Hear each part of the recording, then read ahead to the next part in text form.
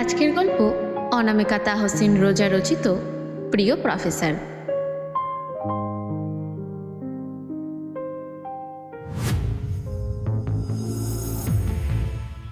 দুটো বার্গার শেষ করে ফেলেছে ঈশা। এতক্ষণ ধরে সে লিলির জন্য অপেক্ষা করতে করতে বিরক্ত হয়ে গেছে। মেয়েটা 5 মিনিটের মধ্যে আসছি বলে সেই যে উধাও হয়ে গেল, আর কোনো খোঁজ খবর নাই। বিরক্তির চরম পর্যায়ে পৌঁছে ঈশা তৃতীয় বার্গারটা খাওয়া শুরু করলো। আর তখনই রীতিমতো হাঁপাতে হাঁপাতে উপস্থিত হলো লিলি। হ্যান্ডব্যাগটা সাইডে রেখে ঢকঢক করে 1 গ্লাস পানিও খেয়ে ফেলল। খাওয়া শেষে নিভু নিভু চোখে তাকালো ঈশার দিকে। ঈশা ভ্রুকুচকে ওরই অবস্থা দেখছে। লিলি এবার 1 হাত উঠিয়ে স্যালুটের ইশারা করে বলল, তুই জিনিয়াস বইন, সিরিয়াসলি জিনিয়াস। যেই কাজ মানুষ 30-এর কোঠায় করে ফেললেও কম হয়ে যায়, তুই সেই কাজ 15-তে করে ফেলছিস। সাব্বাস বান্ধবী, I am proud of you. লাল সালাম তোকে। ঈশা চোখ মুখ কুচকে বলে উঠল, আমি বুঝিনি তোর কথা। লিলি 2 হাত দিয়ে নানা ভঙ্গিতে মাথা নেড়েও বলল, না না ঠিক আছে, তোকে বুঝতে হবে না। ভালো কথা। শোন, কালকে ভার্সিটির অডিটোরিয়ামে একটু কাজ আছে বুঝলি।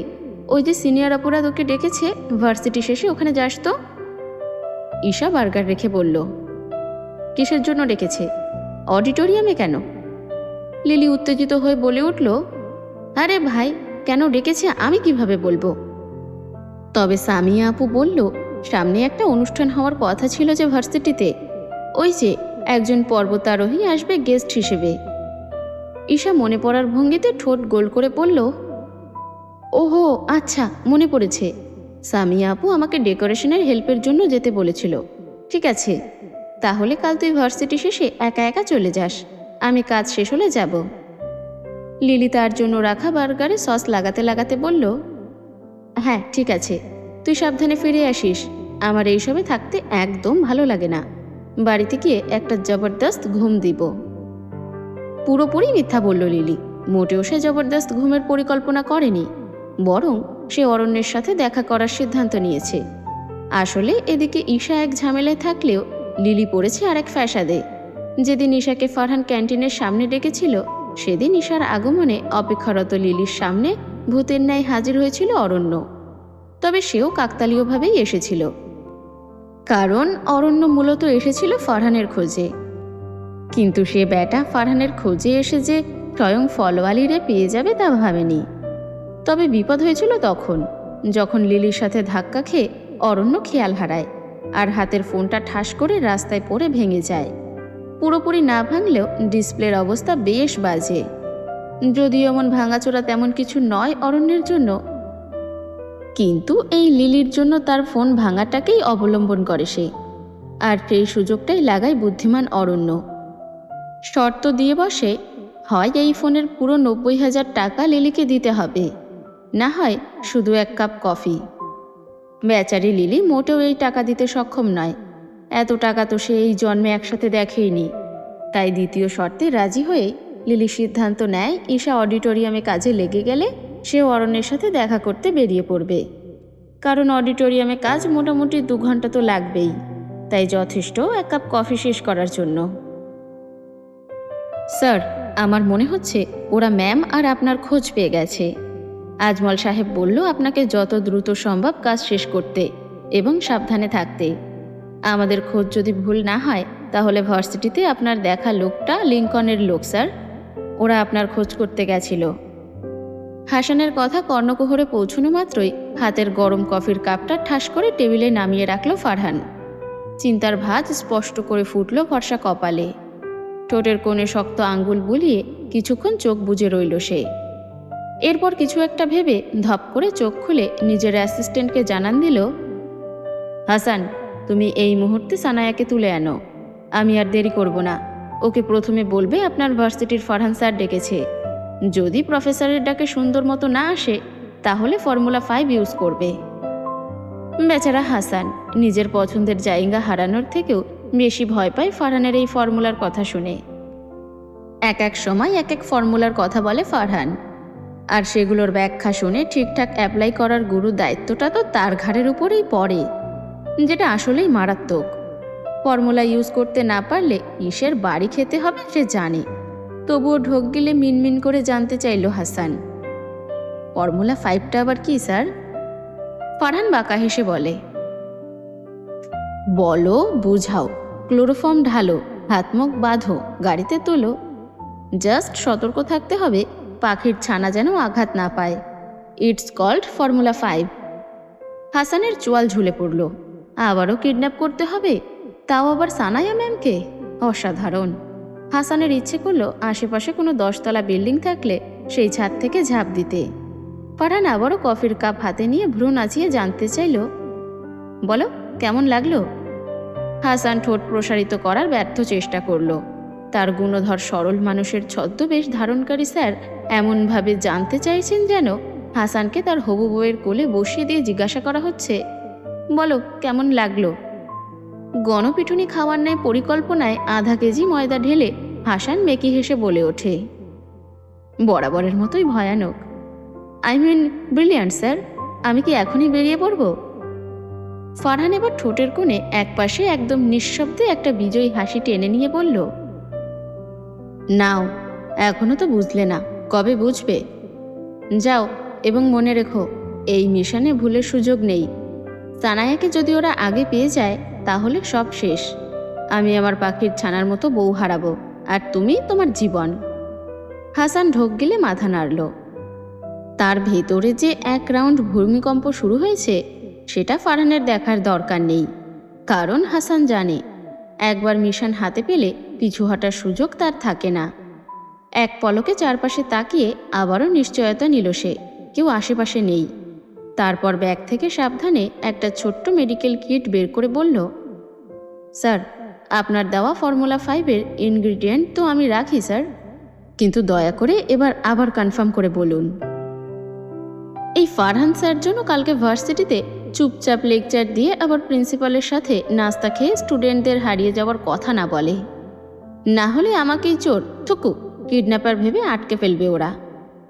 ফারহান এবার কফিতে চুমুক দিয়ে গম্ভীর গলায় বলল, তুমি শুধু তোমার কাজ করো হাসান, বাকিটা আমার হাতে থাক। আর হ্যাঁ, ও যেন খুব বেশি ভয় না পায় সেটা খেয়াল রেখো। মেয়েটা কাঁদলে আমি সহ্য করতে পারবো না। এই কথাটাই 1 সেকেন্ডের জন্য ফারহানের গলার স্বর বদলে গেল। সেই কঠিন ছদ্মবেশী প্রফেসরের মুখে এক টুকরো অস্থির ভালোবাসা চুইয়ে পড়ল। হাসান তা ঠিকই টের পেল। কাঁধে ব্যাগটা ফেলে সে গম্ভীর গলায় বলল, ঠিক আছে স্যার, আপনি শুধু দোয়া করবেন যেন এইবারও ম্যাম না কাঁদে, আর আমিও না কাঁদি। বলেই সে দ্রুত দরজার দিকে এগিয়ে গেল। পেছনে রেখে গেল এক রহস্যময় অধ্যায়, যেখানে ভালোবাসা, ভয় এবং প্রতিশোধ একসাথে জড়িয়ে আছে। ক্যাম্পাসে তখন বিকেল গড়িয়ে সন্ধ্যা নামছে ধীরে ধীরে। আকাশজোড়া কমলা হলুদের আঁচড় মুছে গিয়ে গাঢ় নীল রঙে ঢেকে দিচ্ছে চারিদিক। গাছের পাতার ফাঁক দিয়ে ঢুকে পড়ে শেষ রোদ গলে যাচ্ছে ধুলো ধূসর ইটের পথে। বাতাসে এক ধরনের শীতলতা, যেটা দিনের উত্তাপ পেরিয়ে এসে সন্ধ্যার শান্তি বয়ে আনে। বিশ্ববিদ্যালয়ের লন থেকে ভেসে আসছে গিটার বাজানোর টুকরো সুর, দূর থেকে ভেসে আসছে ঝনঝন ধ্বনি। সব মিলিয়ে এক অদ্ভুত মায়াবী পরিবেশ। ঠিক এই সময় অস্থির পায়ে ছুটে আসছে ঈশা, কাঁধের ব্যাগ দুলছে দৌড়ের সাথে তাল মিলিয়ে। ওর চুলগুলো এলোমেলো, নিঃশ্বাস টানছে দ্রুত, মুখে ভয়ের ছাপ, কারণ সে জানে তার দেরি হয়ে গিয়েছে। যেখানে বিকেলের মধ্যে অডিটোরিয়ামে উপস্থিত থাকার কথা ছিল, সেখানে সে সন্ধ্যে হওয়ার পর গেট পার হয়েছে। অডিটোরিয়ামের গেটের কাছে এসে এক মুহূর্ত দাঁড়িয়ে পড়ে ঈশা। নিঃশ্বাসটা একটু সামলে নিল, তারপর কিছু না ভেবেই দরজা ঠেলে ভেতরে ঢোকে। ভেতরে ঢুকতেই চোখে পড়ে রঙিন ফেয়ারি লাইটে ঝলমল করছে অডিটোরিয়ামের ছাদ। সিনিয়র আপুরা ব্যস্ত চেয়ারে কভার পাততে, স্টেজে ঝাড়ু দিচ্ছে কেউ, কেউ বা ফুলের মালা ঝুলোচ্ছে। সব কিছুর মাঝে ঈশাকে দেখে থার্ড ইয়ারের একজন মেয়ে হঠাৎ বলে উঠল, এই ঈশা, তাড়াতাড়ি এসো, এত দেরি করলে? ফোন ধরা হচ্ছিল না কেন বলো তো? ঈশা হাঁপাতে হাঁপাতে বলল, দুঃখিত আপু, বাসা থেকে বের হতেই দেরি হয়ে গিয়েছিল। প্লিজ রাগ করবেন না, আমি এখনই কাজ শুরু করছি। কি করতে হবে আমাকে? একটা ক্লিপ দাঁত দিয়ে ধরে চুল পিছনে গুজে নিল ঈশা। তারপর দ্রুত এগিয়ে গেল ডেকোরেশনের কাজে। সিনিয়র সেই মেয়েটির বলা অনুযায়ী সে ব্যানার তৈরি করতে শুরু করলো। বাহিরে তখন সন্ধ্যা নেমে গেছে পুরোপুরি, চারিদিকে জ্বলছে আলো, কিন্তু ঈশার চোখে তখন শুধুই কাজের তাড়াহুড়া আর এক অজানা অনুভূতি। ঈশাকে এখানে কাজ করতে দেখে থার্ড ইয়ারের এক ছেলে আরও ভ্রুকুচকে তাকালো, কিছু একটা ভাবলো এক মুহূর্তের জন্য। এরপরে এগিয়ে গিয়ে নিজের ক্লাসমেট নীলাকে উদ্দেশ্য করে বলল, এই ঈশানী এখানে কেন?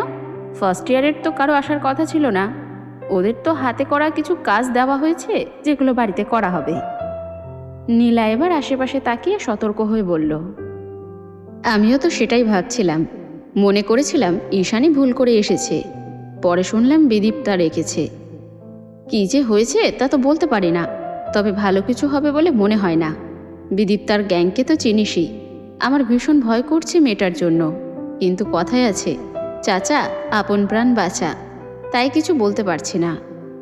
নীলার কথা শুনে আরশও রীতিমতো চমকে তাকালো। ভার্সিটির সবাই জানে বিদীপ্তার বিশৃঙ্খলা আর অভদ্রতার কথা। সে বড়লোকের মেয়ে, দেশের এক নামকরা নেতার একমাত্র আদরের মেয়ে, সেই হিসেবে একটা বিরাট বড় দাপট রয়েছে তার। উশৃঙ্খল গুন্ডা ছেলেদের মতো আচরণ করা তার স্বভাব। কিন্তু সেই বিদীপ্তা ঈশাকে ডেকেছে, আর ঈশাও কোনো কিছু না ভেবে চলে এসেছে। বিষয়টা কেমন খটকা লাগলো আরশের। ল্যাপটপে কিছু কাজ করছিল ফারহান। হঠাৎ করেই বিছানার পাশে রাখা ফোনটা ঝংকার তুলে বেজে উঠলে ফারহান কানে ফোন নিয়েই বিরক্তির সুরে বলে, অসময়ে কেন ফোন করলে হাসান? তোমাকে না এখন একটা কাজ দিয়েছি আমি? কলের অপর প্রান্ত থেকে হাসান আশেপাশে তাকিয়ে সতর্ক হয়ে বলল, স্যার এখানে তো ম্যাম বা ম্যামের বান্ধবী কেউই নেই, বাড়িটা একদম ফাঁকা। সিকিউরিটি গার্ড বলল ম্যাম ভার্সিটিতে গেছে, আর ওনার বের হওয়ার সাথে সাথে ওনার বান্ধবীও বের হয়ে গিয়েছে। এখন কি করব স্যার? ফারহান চোখ সরু করে ভাবল, এখন এই সময় ভার্সিটিতে কিসের কাজ? হাসান ঘাড় উঁচিয়ে বলে উঠল, আমি তো জানি না স্যার, আপনার তো জানার কথা। ফারহান এবার চোখ বুজে মস্তিষ্কে চাপ প্রয়োগ করতেই মনে পড়ে গেল ফেস্টিভ্যালের ডেকোরেশনের কথা। কিন্তু ফার্স্ট ইয়ারের তো কোনো কাজ নেই আজকে, তাহলে ঈশানী কেন গেল ওখানে? ফারহান এবার থুতনিতে আঙ্গুল ঘষে বলে উঠল, তুমি ফ্ল্যাটে ফিরে যাও হাসান, লিঙ্কনের ওই লোকটাকে খুঁজে বের করো, আর জীবিত আমার সামনে নিয়ে এসো। সানায়াকে আমি আনছি। কাজ করতে সকলেই ব্যস্ত। হঠাৎ করেই এক সিনিয়র মেয়ে ঈশার দিকে এগিয়ে এসে একটু নিচু গলায় বলল, এই শোনো, তুমি ঈশা না? তোমাকে সামিয়া ডেকেছে, বাইরে স্টেশনারি দোকানের কাছে গিয়ে দাঁড়িয়ে আছে, তাড়াতাড়ি যাও, না হলে নাকি চলে যাবে। ঈশা এক মুহূর্ত কুণ্ঠিত হয়ে তাকালো তার দিকে, তারপর ব্যানারে হাত লাগানো থামিয়ে চুলটা কাঁধে সরিয়ে বলল, আপু এখন বাইরে দাঁড়িয়ে? কিন্তু আমাকে তো ওই আপু বলেছে ব্যানার বানাতে। হ্যাঁ হ্যাঁ ওই বলেছে, তুমি গিয়ে দেখো না, আমি কি করে বলবো? মেয়েটা যেন একটু বিরক্ত গলায় বলল। ঈশা এবার কিছু না বলে তাড়াতাড়ি বাইরে বেরিয়ে পড়ল। অডিটোরিয়ামের লাইট ঝলমল ছায়া পেরিয়ে পেরিয়ে এলো খোলা আকাশের নিচে। রাত নামা শুরু করেছে, হালকা হালকা কুয়াশা, ল্যাম্পপোস্টের আলোয় ছায়া পড়ছে তার মুখে। ছুটে গেল স্টেশনারি দোকানের দিকে, কিন্তু পৌঁছে গিয়ে থমকে দাঁড়িয়ে গেল হঠাৎ। সেখানে সামিয়ার কোনো চিহ্নই নেই, বরং দাঁড়িয়ে আছে বিদীপ্তা। ঠোঁটে সেই বিখ্যাত বাঁকা হাসি, চোখে হালকা ঠাট্টা মেশানো হিংস্রতা নিয়ে বিদীপ্তা দাঁড়িয়ে। তার চারপাশে দাঁড়িয়ে রয়েছে আরও 4-5 সিনিয়র মেয়ে, কেউ কেউ সিগারেট হাতে, কেউ বা ফোনে রেকর্ড বাটনে হাত রেখে অপেক্ষায়। তারা ঘিরে ধরল ঈশাকে। ঈশার মনে হলো যেন বদ্ধ ভূমিতে তুলে আনা হয়েছে তাকে। বিদীপ্তা এক পা সামনে এগিয়ে এসে বলল, এই যে আমাদের রাজকুমারী ঈশা, এই তো এলে তড়িঘড়ি করে। আমি ডাকলে কখনোই আসতে না, কিন্তু সামিয়ার ডাকে তো কেউ অবহেলা করে না, তাই না? ঈশা কাঁধের ব্যাগ শক্ত করে ধরল, চোখে এক ধরনের দ্বিধা। তারপর ধীরে গলায় বলল, আপু, সামিয়া আপু কোথায়? উনি ডেকেছেন বলেই এসেছি। বিদীপ্তা চোখ টিপে হেসে বলল, তা তো জানি না, যদিও সামিয়া তো এখানেই নেই, কিন্তু আমরা আছি, তাতেই তো অনেক কিছু হয়ে যায়, তাই না? পেছন থেকে একজন মেয়ের কণ্ঠ ভেসে এলো, ঈশা তো দেখছি বেশ সাহসী, সরাসরি এসে হাজির, কোনো ভয় নেই বুঝি? একজন এগিয়ে এসে ঈশার ব্যাগটা টান দিল হালকা করে। এই ব্যাগে কি কি ট্রেজার আছে দেখি তো। ঈশা একটু পিছিয়ে গিয়ে চাপা স্বরে খানিক আর্তনাদ করল, আপু প্লিজ। বিদীপ্তা তখন হেসে উঠল, একটু বেশি নাটকীয় ভঙ্গিতে বলে উঠল, আরে আরে, আমরা কি এমন কিছু করব নাকি? এটা তো ওয়েলকাম সেশন, একদম স্পেশাল ভর্তি বিচ্ছুদের জন্য। একটু এন্টারটেন করতে এসেছি বেবি। এবার আশেপাশের মেয়েরা হাসি দিয়ে ঘিরে ধরল ঈশাকে। কেউ ঈশার হাঁটুর দিকে পানির বোতল ছুঁড়ে দিল হালকা করে, কেউ বা মোবাইল দিয়ে তার মুখের কাছে এসে বলল, কিছু বলো না প্লিজ, ক্যামেরায় একটু তোমার ভয় পাওয়া মুখটা দেখতে চাই। ঈশার চোখে তখন লজ্জা, ভয় আর হতাশার মিশ্র অনুভূতি। হঠাৎই নিঃশব্দে থেমে যায় সে চারপাশের শব্দমালা। বাতাস হয়ে ওঠে ভারী। এবার বোধহয় মোক্ষম সুযোগ পেল তারা। পরিকল্পনা অনুযায়ী বিদীপ্তার ঠোঁটের বাঁকা হাসিটা এবার আরও গভীর হয়ে উঠল। সে এক পা এগিয়ে এসে ঈশার মুখের ঠিক সামনে দাঁড়িয়ে বলল, শোনো ঈশা, আমি খবর পেয়েছি আজকাল নাকি তুমি ফরহান স্যারের বেশ প্রিয় স্টুডেন্ট হয়ে উঠেছ। কাহিনী কি সত্যি? তুমি কি জানো ফরহান স্যার কাকে সবচেয়ে বেশি পাত্তা দেন? ঈশা থমকে দাঁড়িয়ে চুপ করে রইল। চোখে ভয়ের ছায়া, বুক ধকধক করছে, তবুও সে চুপ। এইবার এভাবে তাকে র‍্যাগ দেওয়ার কারণটা ধরতে পেরেছে সে। লিলি আগেই এটাকে বলেছিল সে ফরহান স্যারকে ঘিরে সিনিয়র আপুদের নজরে এসেছে। বিদীপ্তা এবার নিচু গলায় গর্জে উঠল, স্যারের প্রিয় হয়ে ওঠার খুব ইচ্ছে, তাই না? ক্লাসে তো তোমার প্রশংসা করে মুখে ফেনা তুলে ফেলেন তিনি। Brilliant answer Ishani. Ishani made a good point. আমরা যারা এই ইউনিভার্সিটিতে 3 বছর ধরে পড়ে আছি, এত সুন্দরী হয়ে আছি যারা, তাদের দেখেও না। কণ্ঠে ঘৃণা, ভেতর থেকে জ্বলে ওঠা ঈর্ষা ফুটে উঠল বিদীপ্তার কণ্ঠে। সে আবারও বলল, আর ক্যান্টিনে সেদিন তোমাদের দেখেছি, বাইরে দাঁড়িয়ে কি কথা হচ্ছিল? আমাকে দেখে ফরহান স্যার একটুও পাত্তা দিল না, আর তোমাকে কি এত কথা বলছিল? পাশ থেকে আরেকজন বলে উঠল, আমি তো লাইব্রেরিতেও স্যারের সাথে ওকে কথা বলতে দেখেছি। ঈশা ভয়ই পাচ্ছে, লিলি নেই এখানে, কি করবে সে? হাত পা ঠান্ডা হয়ে গেছে। বিদীপ্তা ঈশার জমে যাওয়া মুখ দেখে হঠাৎ মুখ ঘুরিয়ে পাশের মেয়েকে বলল, তিথি, ওই বোতলটা দে তো। তিথি ব্যাগ থেকে একটা ছোট হালকা গ্লাস বোতল বের করলো। বোতলের গায়ে লেবেল নেই, তবে গন্ধটা তীব্র। স্পষ্ট বুঝতে অসুবিধা হয় না এটা অ্যালকোহল। ঈশা এবার পেছিয়ে যেতে চাইল। আপু প্লিজ, আমি এসব কখনো আমি করিনি, এটা ঠিক না, আমি অ্যালকোহল কখনো খাইনি। বিদীপ্তা এক পা করে তার কাঁধে হাত রাখে, মুখটা একেবারে তার চোখের সামনে এনে বলল, তো কি হয়েছে? তোমার জন্য ঠিক না? আমরা বললে সব ঠিক, বুঝলে? এটা তোমার ওরিয়েন্টেশন, আর তুমি আমাদের স্পেশাল গেস্ট। আরও দুজন এসে ঈশাকে পেছন থেকে ধরে ফেলল, কাঁধে চাপ দিয়ে ঠেলে দিল তাকে দেওয়ালের দিকে। সেই বোতলটা খুলে ফেলল বিদীপ্তা আর গ্লাসে ঢেলে বলল, এই নাও রাজকুমারী, যদি তুমি সত্যি ফরহান স্যারের ফেভারিট হয়ে থাকো, তবে এইটুকু সাহস তো তোমার থাকা উচিত, তাই না? ঈশা কাপা কণ্ঠে বলল, আপু প্লিজ, দয়া করে শোনো, আমি বলছি, আমাকে ছেড়ে দাও প্লিজ আপু, এটা আপনার। বিদীপ্তা এবার আরেক ধাপ নেমে এলো, গ্লাসটা তার ঠোঁটের কাছে তুলে বলল, অত কথা বলতে নেই সোনা, খাবে না? নাকি মিডল ক্লাস মেয়েদের মতো শুধু ক্লাসে মুখ দেখে বড়লোক ছেলেদের পটাতে এসেছো? একটু খেতেও তো হবে নাকি?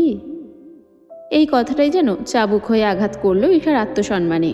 সে কাঁদতে চাইল না, তবু চোখ ভিজে উঠল, কিন্তু কেউ থামল না। আরেকজন মেয়ে বলল, ওর মুখে জোর করে ঢেলে দে না বিদীপ্তা, বেশি লম্বা ডায়লগ দিচ্ছিস কেন? বিদীপ্তা হেসে উঠল, সেই শীতল নির্মম হাসি। আরে দিচ্ছি, একটু দেখে নিই, একটু উপভোগ করুক মুহূর্তটা। এটা খাওয়ার পর তো আর হুঁশ থাকবে না, যে জিনিস মিটিয়েছি সারা রাত নেশা থাকবে। তখন বুঝবে কেমন লাগে যখন ক্ষমতাবান কেউ এক ক্লাস নিচের কাউকে পিষে দেয়। ঈশাকে জোর করে বসিয়ে ফেলা হয় নিচে। দুপাশ থেকে চেপে ধরা মেয়েরা তার হাত ধরে রাখল। ঈশা চিৎকার করতেও পারল না, শুধু কাঁদো কাঁদো স্বরে না না করতে থাকলো। বিদীপ্তা তার চিবুকটা ধরে গ্লাসটা ঠোঁটে চেপে ধরল। ঈশা মাথা নাড়ছিল, কান্নায় কাঁপছিল, কিন্তু হঠাৎ বোতল থেকে এক চুমুকের মতো ঢেলে দেওয়া হলো তরলটা তার মুখের ভেতর। কিছুটা ঢুকলো, কিছুটা সে গিলে ফেললো ভয়, বাকি কিছু গড়িয়ে পড়লো গালে, জামায়। গন্ধে ঈশার গা গুলিয়ে উঠল, চোখ জ্বলে গেল। সে কাঁপতে কাঁপতে বলল, আমার খুব অসুস্থ লাগছে আপু, শরীর খারাপ লাগছে, প্লিজ দিও না। কেউ পাত্তা দিল না। বিদীপ্তা সেই সময় মুখ ঘুরিয়ে ফিসফিস করে বলল, এটাই তো শুরু, শুধু মনে রেখো ফারহান স্যারের থেকে দূরে থাকবে। He is my serious crush, আর তুমি যদি ওর কাছে যাওয়ার চেষ্টা করো, আমি শুধু মদ খাওয়াবো না, তোমার ভিডিওটাও ছড়িয়ে দেব সবার মাঝে। চারপাশে হাসি ছড়ালো, অমানবিক, নির্মম, বিষাক্ত হাসি। আর ঈশার ভেতরটা গুড়িয়ে গেল। একটু একটু করে বড় সড়ো সেই অ্যালকোহলের বোতলটা শেষ হয়ে গেল। পুরো তরলটাই চলে গেল ঈশার পেটে। প্রথমে মাথাটা একটু ঘুরল ঈশার, তারপর চোখের সামনে সব কিছু কেমন ঝাপসা হয়ে এলো। বুক ধরফর করছে, বুকের ভেতরটা গরম হয়ে উঠছে, আর শরীরটা ভারী হয়ে যাচ্ছে। তবুও ফিসফিস করে বলল, আপু, আমার মাথা ঘুরছে, প্লিজ আমাকে ক্যাম্পাসে নিয়ে চলো। তোর কণ্ঠ এত মিষ্টি কেন রে ঈশা? এখন তো আরও মিষ্টি লাগছে, বিদীপ্তা কানে কানে বলল। তারপর ঘুরে দাঁড়িয়ে বলল, চলো গার্লস, আমাদের কাজ শেষ। ওকে রাস্তার ভিক্ষুকের মতো যেখানে খুশি পড়ে থাকতে দাও। কোনো দয়াবান মানুষ দেখলে ঠিক ওই বাড়িতে পৌঁছে দেবে। তিথি বলল, কেউ ছবি তুলে রাখবে না তো? এসব আবার ঝামেলা হয় পরে। না না, আমি তো বললামই, কিছু ভিডিও হলে আমি নিজের মোবাইল থেকেই ডিলিট করে দেব। এখন চলো। তারা সবাই মিলে একসাথে হেসে উঠল। সেই বিষ মাখানো কণ্ঠে আবারও বলে উঠল, বাই বাই মিস অলরাউন্ডার। ঈশাকে তারা হেলে দুলে টানতে টানতে নিয়ে এলো স্টেশনারি বিল্ডিংয়ের পাশের নির্জন এক রাস্তার ধারে, যেখানে রাতে খুব একটা কেউ আসে না। রাস্তার ধারে পচা পাতার গন্ধ, দূরে কুকুর ডাকছে। তারা ওকে সেখানে বসিয়ে দিল। তারপর পেছনে এক টুকরো কাপড় ফেলে দিয়ে চলে গেল। ঈশা তখন আধা মূর্ছিত আধা জ্ঞানহীন। চোখের পাতা বারবার নামছে, মাথাটা পাশের দেওয়ালে ঠেকছে, মুখ থেকে অস্পষ্ট বের হচ্ছে, আমাকে রেখে যেও না আপু, প্লিজ। বিদীপ্তা একবার শেষবারের মতো পেছনে তাকিয়ে বাঁকা হেসে চলে গেল। চারপাশে নীরবতা নেমে এলো। শুধু রাস্তার বাতির নিচে পড়ে থাকা একা নেশাগ্রস্ত কাঁপতে থাকা ঈশা অস্পষ্টভাবে শ্বাস নিচ্ছে। শরীর জড়সড় করে গুটিয়ে যাচ্ছে। পেছন থেকে হঠাৎ কুকুরের ডাক ভেসে এলো। রাত গভীর হতে শুরু করলো কিছুটা। গাড়ির গতি বাড়ালো ফারহান। রাত অনেকটা পেরিয়ে গেছে, বাতাসে শীত আর উদ্বেগের গন্ধ। ইউনিভার্সিটির গেটের সামনে পৌঁছে গাড়ি থেকে নামলেন তিনি। গার্ডকে দেখিয়ে বলল, আজ ফার্স্ট ইয়ারের কোনো ফেস্ট ছিল না, তাহলে ঈশানী মানে ফার্স্ট ইয়ারের স্টুডেন্ট কেন এসেছে এখানে? গার্ড কিছুটা নার্ভাস হয়ে বলল, স্যার আমি তো জানি না, উনি সন্ধ্যা নাগাদ এসেছিলেন। তারপর কয়েকজন সিনিয়র আপুর সাথে ক্যান্টিনের দিকে গিয়েছিলেন, অডিটোরিয়ামে কাজ করছিলেন। তারপর আর কেউ ওনাকে দেখেনি। ফারহানের চোখের পাতা থেমে রইল। ভেতরে কোনো অশনি সংকেত ভেসে বেড়াচ্ছে। সে সোজা হেঁটে ডেকোরেশন রুমে গেল। ক্যান্টিন, গার্ডেন সব জায়গায় খোঁজ করল।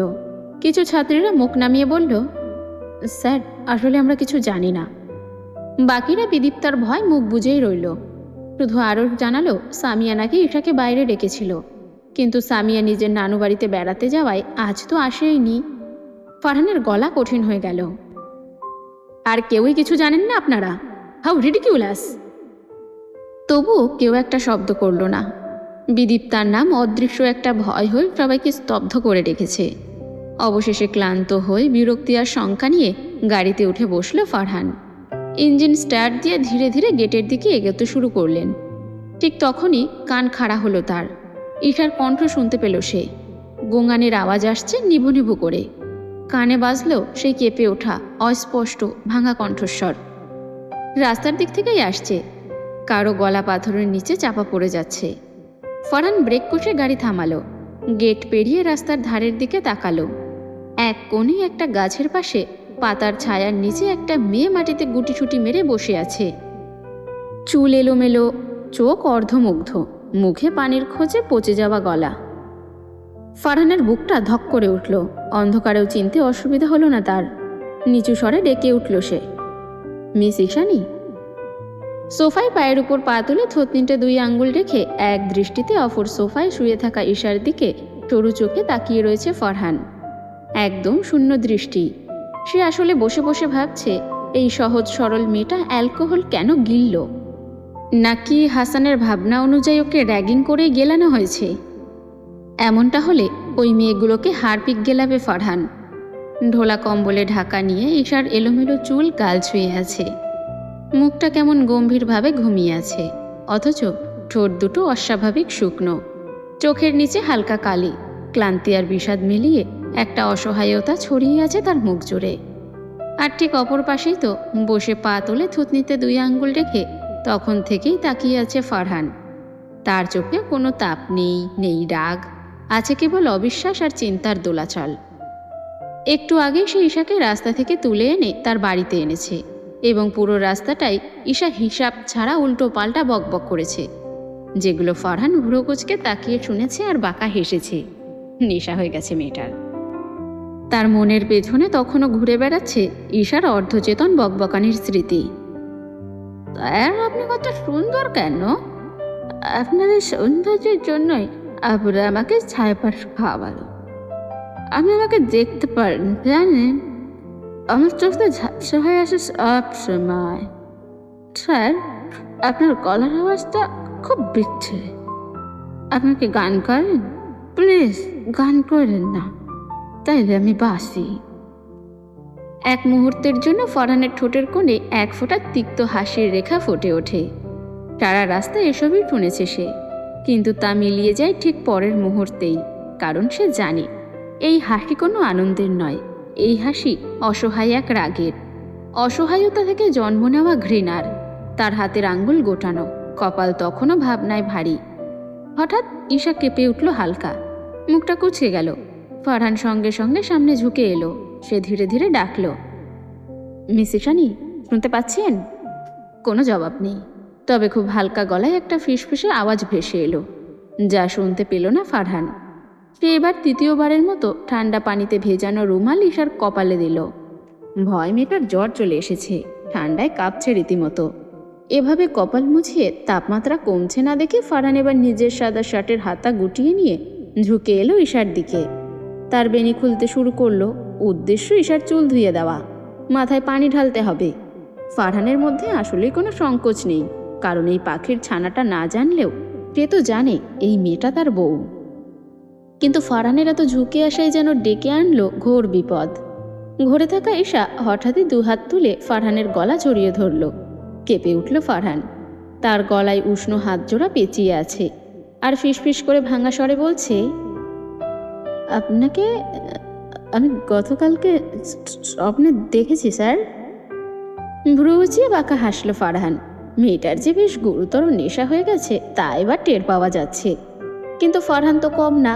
সুযোগের হাতছাড়া না করে ঈশার বেনির জট খুলতে খুলতেই অবাক হয়ে বলল, আচ্ছা তাই কি? বেশ ভালো, তো কি দেখেছেন শুনি একটু। এ পর্যায়ে ঈশার চোখ খুলতে দেখা গেল। একটু একটু করে চোখ খুলে ফেলল সে। আধবোঝা চোখে তাকালো ফরহানের মুখের দিকে। ঈশার কপাল ঘামে ভেজা, চোখ দুটো আধা খোলা। সেই চোখে ক্লান্তি, সেই চোখে ভুলে যাওয়া স্মৃতির টান। সে চুপ করে তাকিয়ে রইল ফরহানের চোখে। একটা অস্পষ্ট অভিব্যক্তি খেলে গেল মুখে। ধীরে ধীরে বলল, আপনাকে খুব খুব চেনা চেনা লাগে স্যার। কোথায় যেন দেখেছি, হয়তো কোনো সমুদ্রে, না না স্টেশনে, উফ মনে নেই, কিন্তু আপনাকে দেখেছি আমি। ফরহান চোখ সরু করলে ঈশা হুট করেই হেসে ফেলে।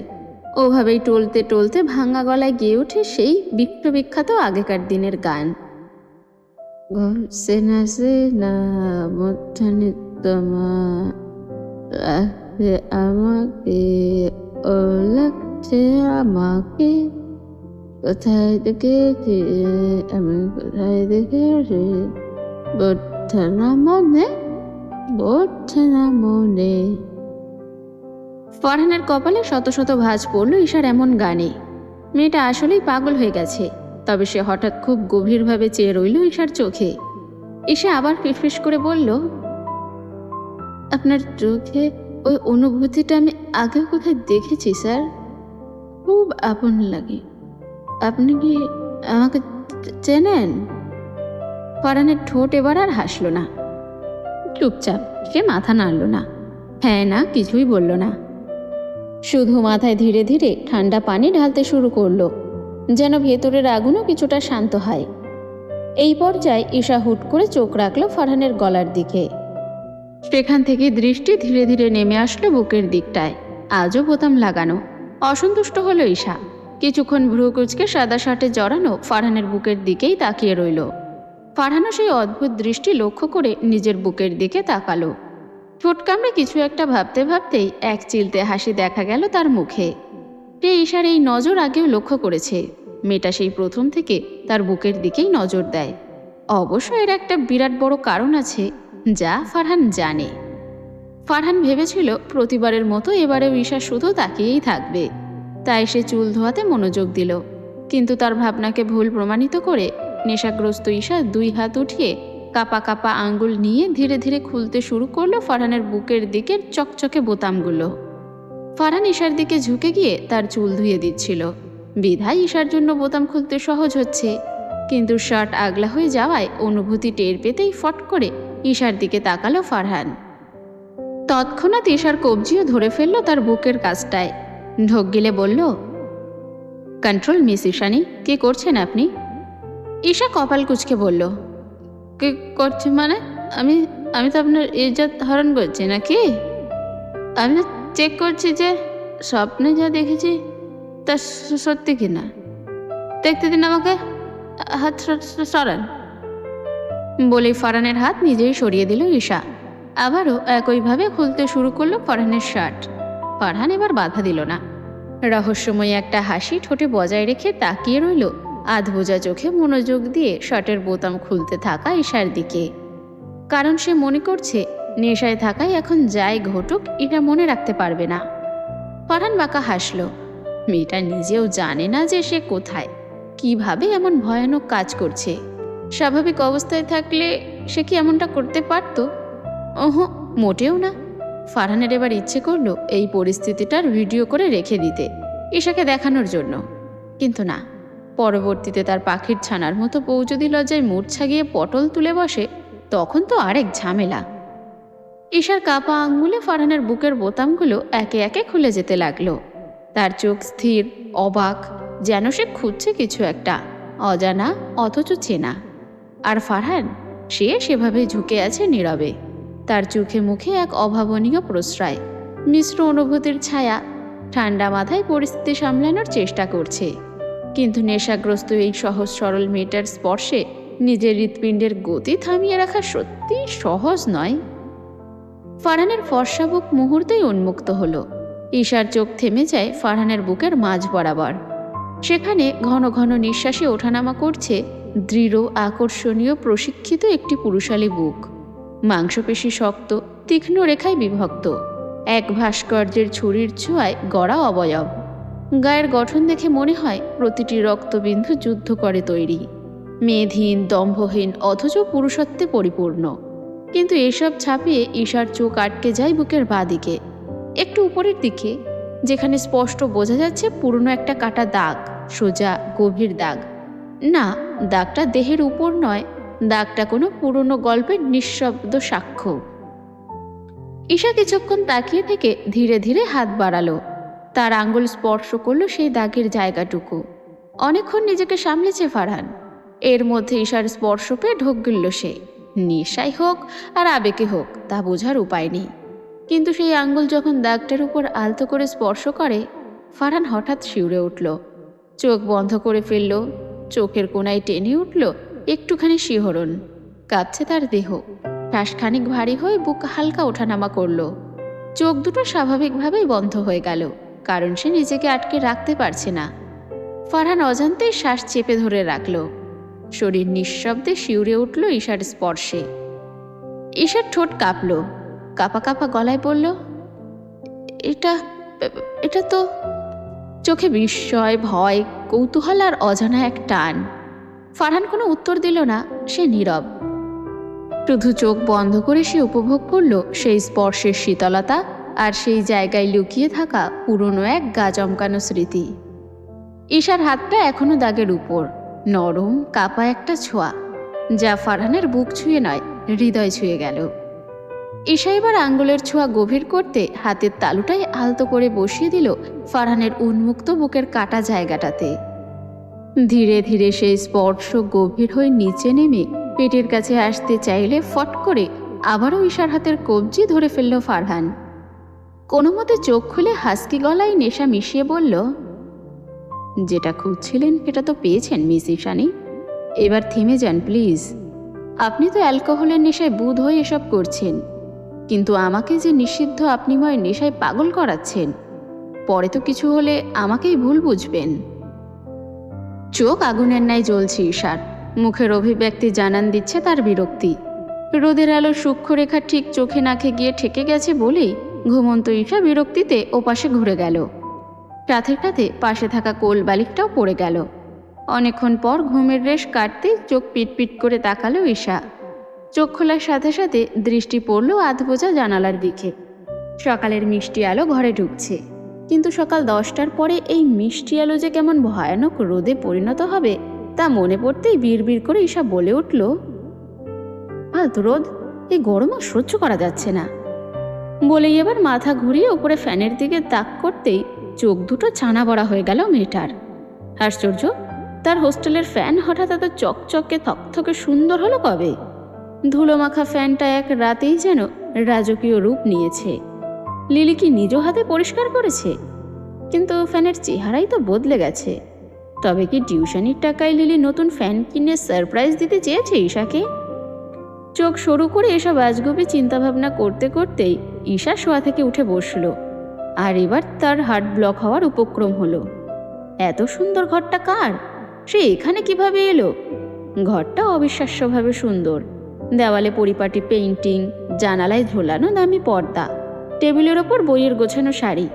এত সুন্দর সাজানো ঘর দেখে ঈশা হাঁ হয়ে কতক্ষণ চেয়েই রইল। এরপর হুট করে মস্তিষ্কে চাপ প্রয়োগ করলে গত রাতের ঘটনাগুলো স্পষ্ট মনে পড়ে যায় তার।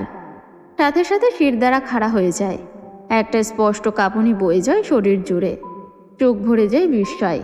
এ পর্যায়ে ঘুম থেকে ওঠার পর আলস্য রেখটা পুরোপুরি কর্পূরের ন্যায় উধাও হয়ে গিয়ে চাঙ্গা হয়ে ওঠে ঈশা। চিন্তাভাবনায় ব্যস্ত মস্তিষ্ক নিয়ে তাড়াহুড়ো করে নেমে পড়ে বিছানা থেকে। আশেপাশে কাউকে দেখা যাচ্ছে না, না জানি কার বাড়িতে সে এসেছে, আর কেই বা নিয়ে এলো। সারা রাতও এভাবে থাকলো, তাও আবার এত সুরক্ষিত পরিবেশে। কোনো ভালো মানুষ কি তাকে রাস্তা থেকে তুলে এনে বাড়িতে আশ্রয় দিয়েছে? এটা কি আদৌ সম্ভব? আজকের পৃথিবীও এত সৎ? এসব ভাবনা মাথায় নিয়ে ঘর থেকে ধীরে ধীরে বেরিয়ে এলো সে। সাথে সাথে সে আবিষ্কার করলো শুধু ঘরটাই নয়, পুরো ফ্ল্যাটটাই অনেক সুন্দর। কিন্তু এটা কার ফ্ল্যাট? ঈশা এবার বড় করে শ্বাস নিল। এমনিতেই মাথাটা বেশ ধরেছে, তাই বেশি না ভেবে ড্রয়িং রুমের দিকে এগিয়ে গেল। ধপ করে বসে পড়ল সোফায়, গা এলিয়ে দিয়ে চোখ বন্ধ করলো। কিছুক্ষণ চোখ বুজে থাকার পর চোখ জোড়া খুলতেই বেচারি বলে গগন বিদারী চিৎকার দিয়ে উঠল, আর চমকে গিয়ে সোফা থেকেও ধপাস করে নিচে পড়ে গেল। এমন ভয়ানক প্রতিক্রিয়া দেখে ফারহানের মনে হলো সে একটা এলিয়েন। তাকে দেখে শেষে কিনা তার পাখির ছানার মতো বউ সোফা থেকে উল্টে পড়ে গেল। ফারহান ভ্রু কুঁচকে 2 হাত বুকে গুজে পড়ে যাওয়া ঈশার দিকে তাকিয়ে আছে।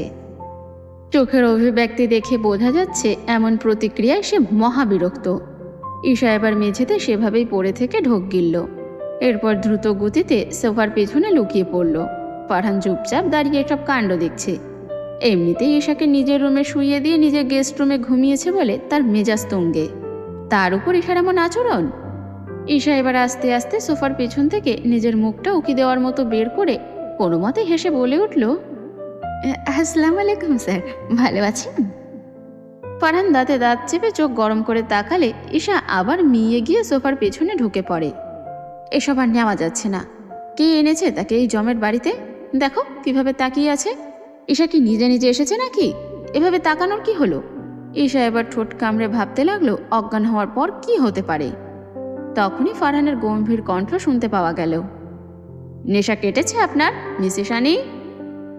ঈশা এবার চোখ বড় করে আবারও সোফা থেকে মুখ বের করে তাকালো ফারহানের দিকে। মেকি হেসে মাথা নেড়ে বলল, জি স্যার, কিন্তু আপনি কি আমাকে নিয়ে... বলতে বলতে থেমে গেল ঈশা। চোখ দুটো আবারও বিস্ফোরিত হলো। থেমে থেমে চোখের পলক ফেলতেই ফারহান কিছু একটা বুঝে বাঁকা হেসে বলে উঠল, আরও কিছু মনে পড়েছে? ঈশা এবার এদিক ওদিক তাকিয়ে চোখ খিচে বন্ধ করলো। তার হুট করে মনে পড়ে গেল সে ফারহানের গলা জড়িয়ে ধরেছিল। বাহ, অসাধারণ! এত সুন্দর কাজটা সে কিভাবে করলো? এখন কি বলবে ফারহানকে? এজন্যই কি স্যার এত রেগে আছে নাকি? ফারহানের প্রশ্ন শুনে ঈশা ধীরে ধীরে উঠে দাঁড়িয়ে মাথা উপর নিচ করল, যার অর্থ মনে পড়েছে। ফারহান ঠোঁট উল্টিয়ে বলল, গ্রেট। কি মনে পড়েছে শুনি? ঈশা চোখ মেঝেতে স্থির রেখেই কাঁদো কাঁদো ভঙ্গিতে বলে উঠল, আপনার গলা জড়িয়ে ধরেছিলাম। সাথে সাথে ফারহান খোঁচার স্বরে বলল, ভাগ্যি জড়িয়ে ধরেছিলেন, গলা টিপে ধরেননি। ঈশা এবার তড়িঘড়ি করে সাফাই দেওয়া শুরু করলো। স্যার বিশ্বাস করুন, আমি ইচ্ছা করে করিনি। আমি চাইনি আপনাকে টাচ করতে।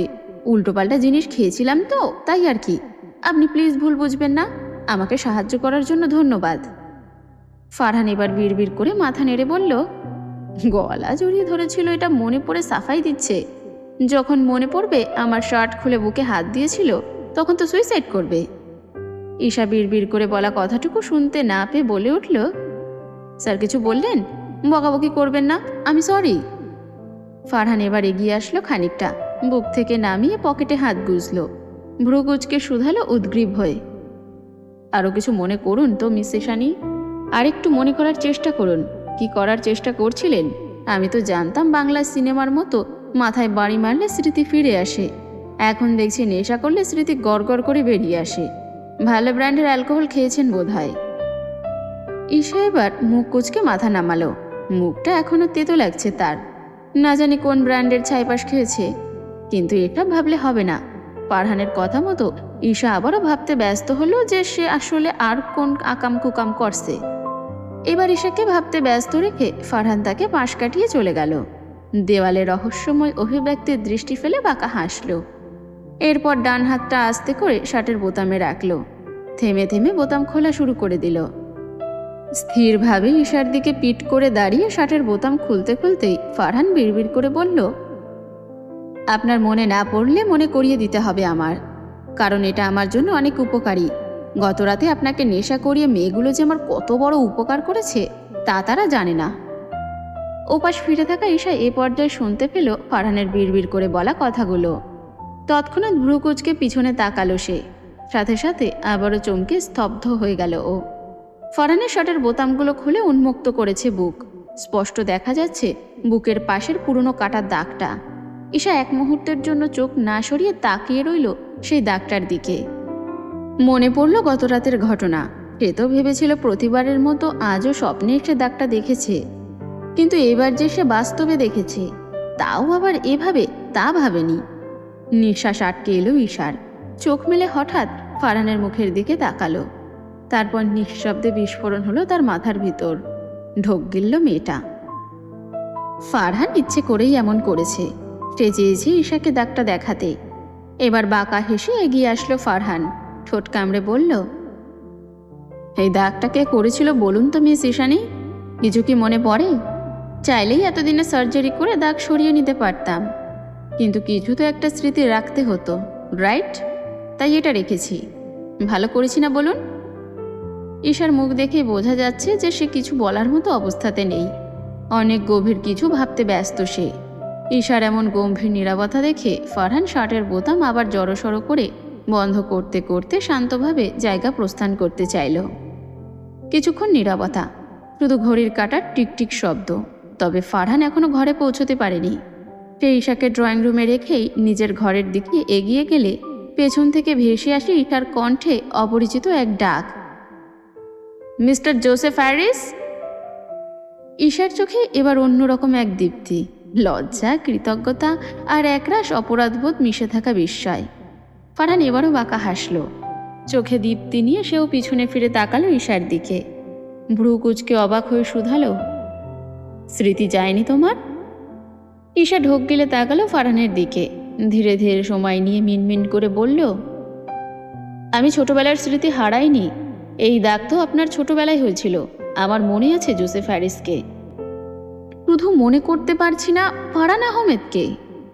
ফারহান এবার নিজেও এগিয়ে এসে গুরুতর কণ্ঠে বলল, আমারও মনে আছে সানায়া সরকারকে, জাস্ট মনে করতে পারছি না হু ইজ ঈশানী সরকার। বিষয়টা এড়িয়ে গেল ঈশা।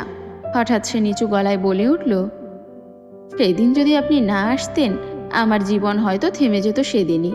আমি আমি আপনাকে কখনো খুঁজে পাইনি, অনেক খুঁজেছিলাম, ধন্যবাদও দিতে পারিনি। অথচ আজ আমি আগেই জোসেফ হ্যারিসের ছবি ফ্যামিলি অ্যালবামে দেখেছি, কিন্তু সেটা ছোটবেলার ছবি। গলা ভার হয়ে এলো মেয়েটার। ফারহান এবার চোখ সরিয়ে জানালার বাইরে তাকালো, মুখে হালকা একটা হাসি। তাহলে বলো তো আমার বুকের এই কাটার দাগটা কেন, কবে, কখন, কোথায় আর কার জন্য হয়েছিল? ঈশা এবার ঠোঁট ভিজিয়ে টলমল করা চোখ নিয়ে জানতে চাইল, আপনি আপনি কি জোসেফ হ্যারিস? ঈশার কণ্ঠ ভেজা, যে কোনো সময় হাউমাউ করে কেঁদে ফেলতে পারে। কিছু একটা ধোঁয়াশা লক্ষ্য করা যাচ্ছে। ফারহান স্থির হয়ে দাঁড়িয়ে রইলে ঈশা তড়িঘড়ি করে আবারও আকুল গলায় জিজ্ঞাসা করে, বলুন না, আপনি কি জোসেফ হ্যারিস? ফারহান কিছুক্ষণ সময় নিয়ে ঠোঁট কামড়ে বলল, হয়তো হ্যাঁ। ঈশা বিস্ফোরিত চোখে ফারহানের দিকে তাকালো, ঠোঁট দুটো কাঁপছে, গলা শুকিয়ে গেছে তার। ফারহানের হয়তো হ্যাঁ শব্দটা যেন ভেতরে বিস্ফোরণের মতো কিছু একটা ঘটালো। ঠোঁট ফুলিয়ে আর নিতে পারল না ঈশা। চোখ দুটো চকচক করছে পানিতে। সে আর এক মুহূর্ত না ভেবে হঠাৎ করে হাউমাউ করে কেঁদে উঠল। ফারহান তাকিয়েই ছিল, যেন সে জানতো এমনটাই হবে। অবিশ্বাস্য কিছুই আশা করেছিল ফারহান, আর তেমনটাই হলো। ঈশা হাউমাউ করে কেঁদে দ্রুত গতিতে ঝড়ের বেগে দৌড়ে ঝাঁপিয়ে পড়ল ফারহানের বুকে। শক্ত করে জড়িয়ে ধরল পিঠের দিকের শার্ট। হুট করে আসা এই ঝড়ের তোপে কিছুটা পিছিয়ে গেল ফারহান, কিন্তু অটল রইল। নাক টেনে টেনে চেঁচাতে লাগলো ঈশা, এতদিন কোথায় ছিলেন বিশ্বাসঘাতক মানুষ, স্বার্থপর লোক একটা? কতদিন অপেক্ষা করেছি আপনার জন্য, এত দেরি করলেন কেন? এর মধ্যে যদি সব কিছু ভুলে যেতাম তখন কি হতো?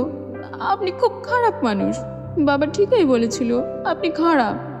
আপনি আসার আগে যদি বাবার কিছু হয়ে যেত তখন আমি কোথায় যেতাম? ফুপু বলেছিল আমাকে নিতে আপনি আসবেন, তাই তো চিকিৎসা না করিয়ে এভাবে অর্ধেক স্মৃতি নিয়ে থাকলাম। যদি আরও কিছু মাস দেরি করতেন তাহলে সব ভুলে যেতাম, সব কিছু। ঈশা ফারহানের বুকে মুখ গেজে হাউমাউ করে কাঁদছে।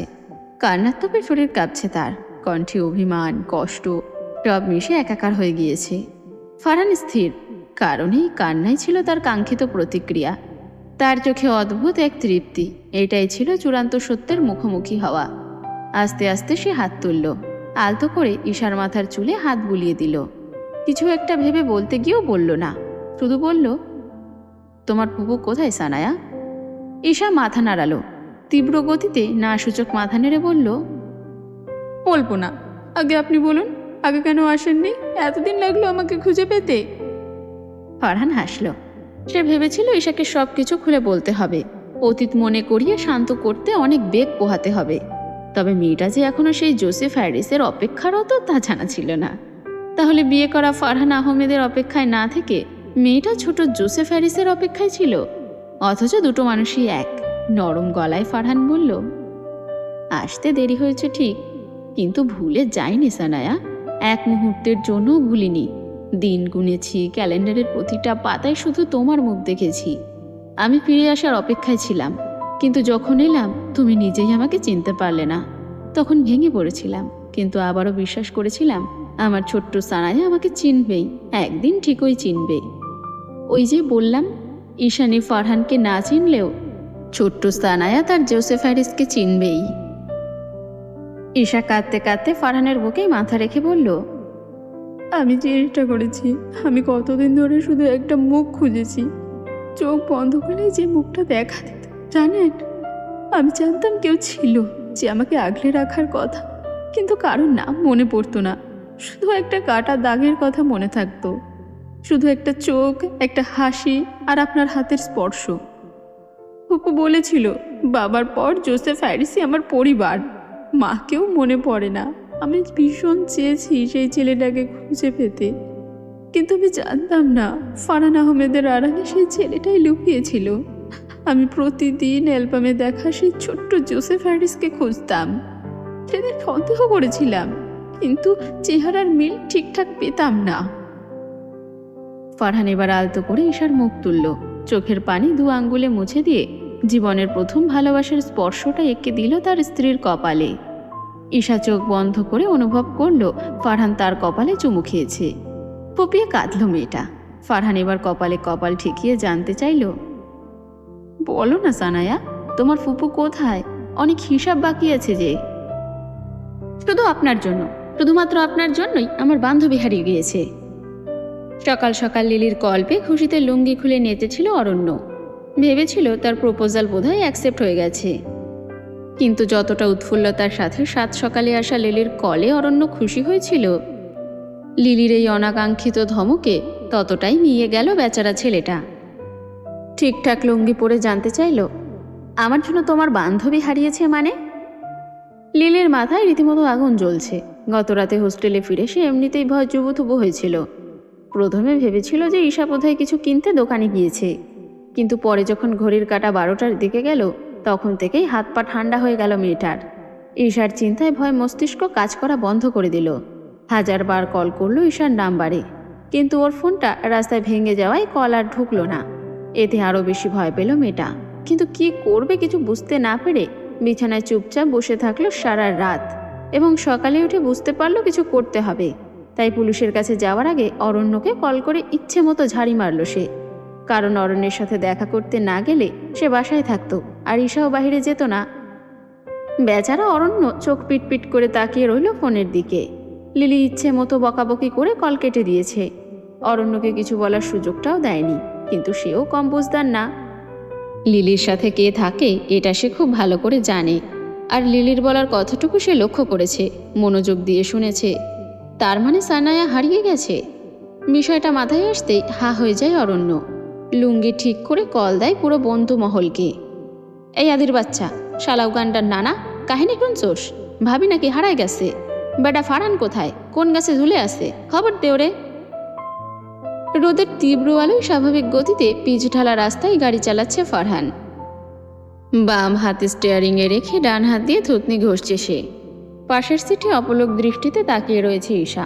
তারা একটু আগেই ঈশার ফুপু আয়েশা সরকারের সাথে দেখা করে এলো, কিন্তু সেখানে গিয়ে সবচেয়ে বেশি আঘাত পেয়েছে ঈশা। এতদিন ধরে লুকোনো সত্যগুলো তার সামনে পরিষ্কার হয়ে আসতে থাকলো। এতদিন ধরে ঈশা যা জেনেছিল তাহলে সবই কি ভুল? দেশে আসার পর সাজিদ সরকার আর ঈশার অ্যাক্সিডেন্টটা মোটেও দুর্ঘটনা ছিল না। এটা ছিল একটা পরিকল্পনা, পরিকল্পিত ষড়যন্ত্র, যা সাজিদ সরকারের বিরুদ্ধে করা হয়েছিল। এবং সবচেয়ে বেশি দুঃখকর বিষয় হলো যে পরিকল্পনার মূলে ছিল ঈশার ফুপু আয়েশা সরকার। সব কিছু জেনেই দেশে এসেছে ফারহান। আয়েশা সরকার ভেবেছিল অ্যাক্সিডেন্টে হয়তো সাজিদ সরকার এবং ঈশা দুজনেই একসাথে মারা যাবে, কিন্তু ভাগ্যবশত ঈশা বেঁচে যায়, তবে স্মৃতি চলে যায় খানিকটা। আয়েশা চেয়েছিল ঈশাকে দ্রুত গতিতে বিদেশে তার মায়ের কাছে পাঠিয়ে দিতে, কারণ সেইখানে থাকলে তার বোঝা হিসেবে বেঁচে থাকতে হতো। এজন্যই তড়িঘড়ি স্মৃতিশক্তি যাতে ফিরে আসে সেই চিকিৎসা করাতে গিয়েছিল। কিন্তু ডাক্তার বলে দিয়েছিল এই অপারেশনে যদি কোনো খামতি হয় তখন দেখা যাবে হিতের বিপরীত হয়ে গিয়েছে। স্মৃতিশক্তি ফিরে আসার বদলে পুরোপুরি স্মৃতিশক্তি চলে যেতে পারে আর প্যারালাইজড হয়ে যেতে পারে ঈশা। এই ভয়ে ঈশা আর অপারেশন করাতে রাজি হয়নি, কারণ যেসব টুকরো স্মৃতি তার মধ্যে আছে সেই সব নিয়ে সে চেয়েছিল পরিবারকে খুঁজে পেতে। সেই স্মৃতিগুলোর মধ্যে অনেক কিছুই আড়াল করে রেখেছিল সে, নিজেই জানায়নি কাউকে। যেমন ফারহানের ব্যাপারটা। ঈশা পুরোপুরি ফারহানকে ভুলে যায়নি, শুধু তার আবছা মনে পড়ে। অ্যাক্সিডেন্টের সময় ঈশার বাবা প্যারালাইজড হয়ে যাওয়ার পর পরবর্তীতে ঈশা তার বাবার সুটকেসে একটা পেনড্রাইভ খুঁজে পেয়েছিল, যেখানে সে পরবর্তীতে দেখেছে তার বিয়ের কাবিননামা আর কিছু ছবি, যেখানে একটু দেখা যাচ্ছিল তার বিয়ে হচ্ছে। কিন্তু দুর্ভাগ্যবশত বরকে ছিল সেই ছবিটাই সে দেখতে পারেনি। কে যেন সেই ছবি ছিঁড়ে ফেলে দিয়েছে। হয়তো তার বাবাই ভীষণ ক্ষোভ থেকে এই কাজটা করেছে। ফ্যামিলি অ্যালবামে থাকা জোসেফ হ্যারিস যে মূলত ফারহান নিজেই, এটা জানতে পারাটাই তার উদ্দেশ্য ছিল। কারণ জোসেফ হ্যারিসকে খুঁজেছিল ঈশা, কেননা তার পরিবারের কাছে ফিরে যেতে এটাই ছিল একমাত্র অবলম্বন। এছাড়া তার আর কারোর কথাই কিছু মনে নেই। খুব ছোটবেলায় ফারহান যখন ঈশাকে দুই চোখে সহ্য করতে পারত না, তখন আবার ঈশা ফারহানের জন্য পাগল ছিল।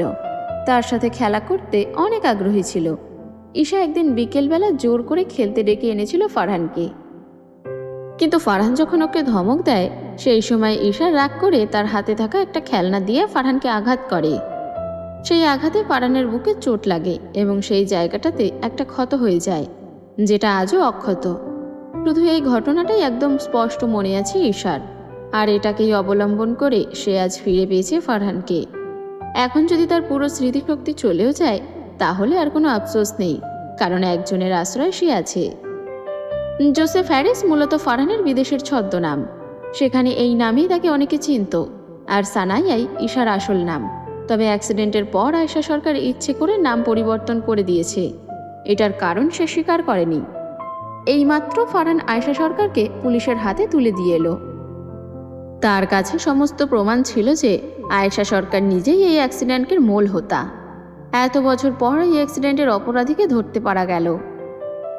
এতদিন পর এই কেসের মূল হোতাকে ধরতে পেরে পুলিশরা নিজেও অবাক।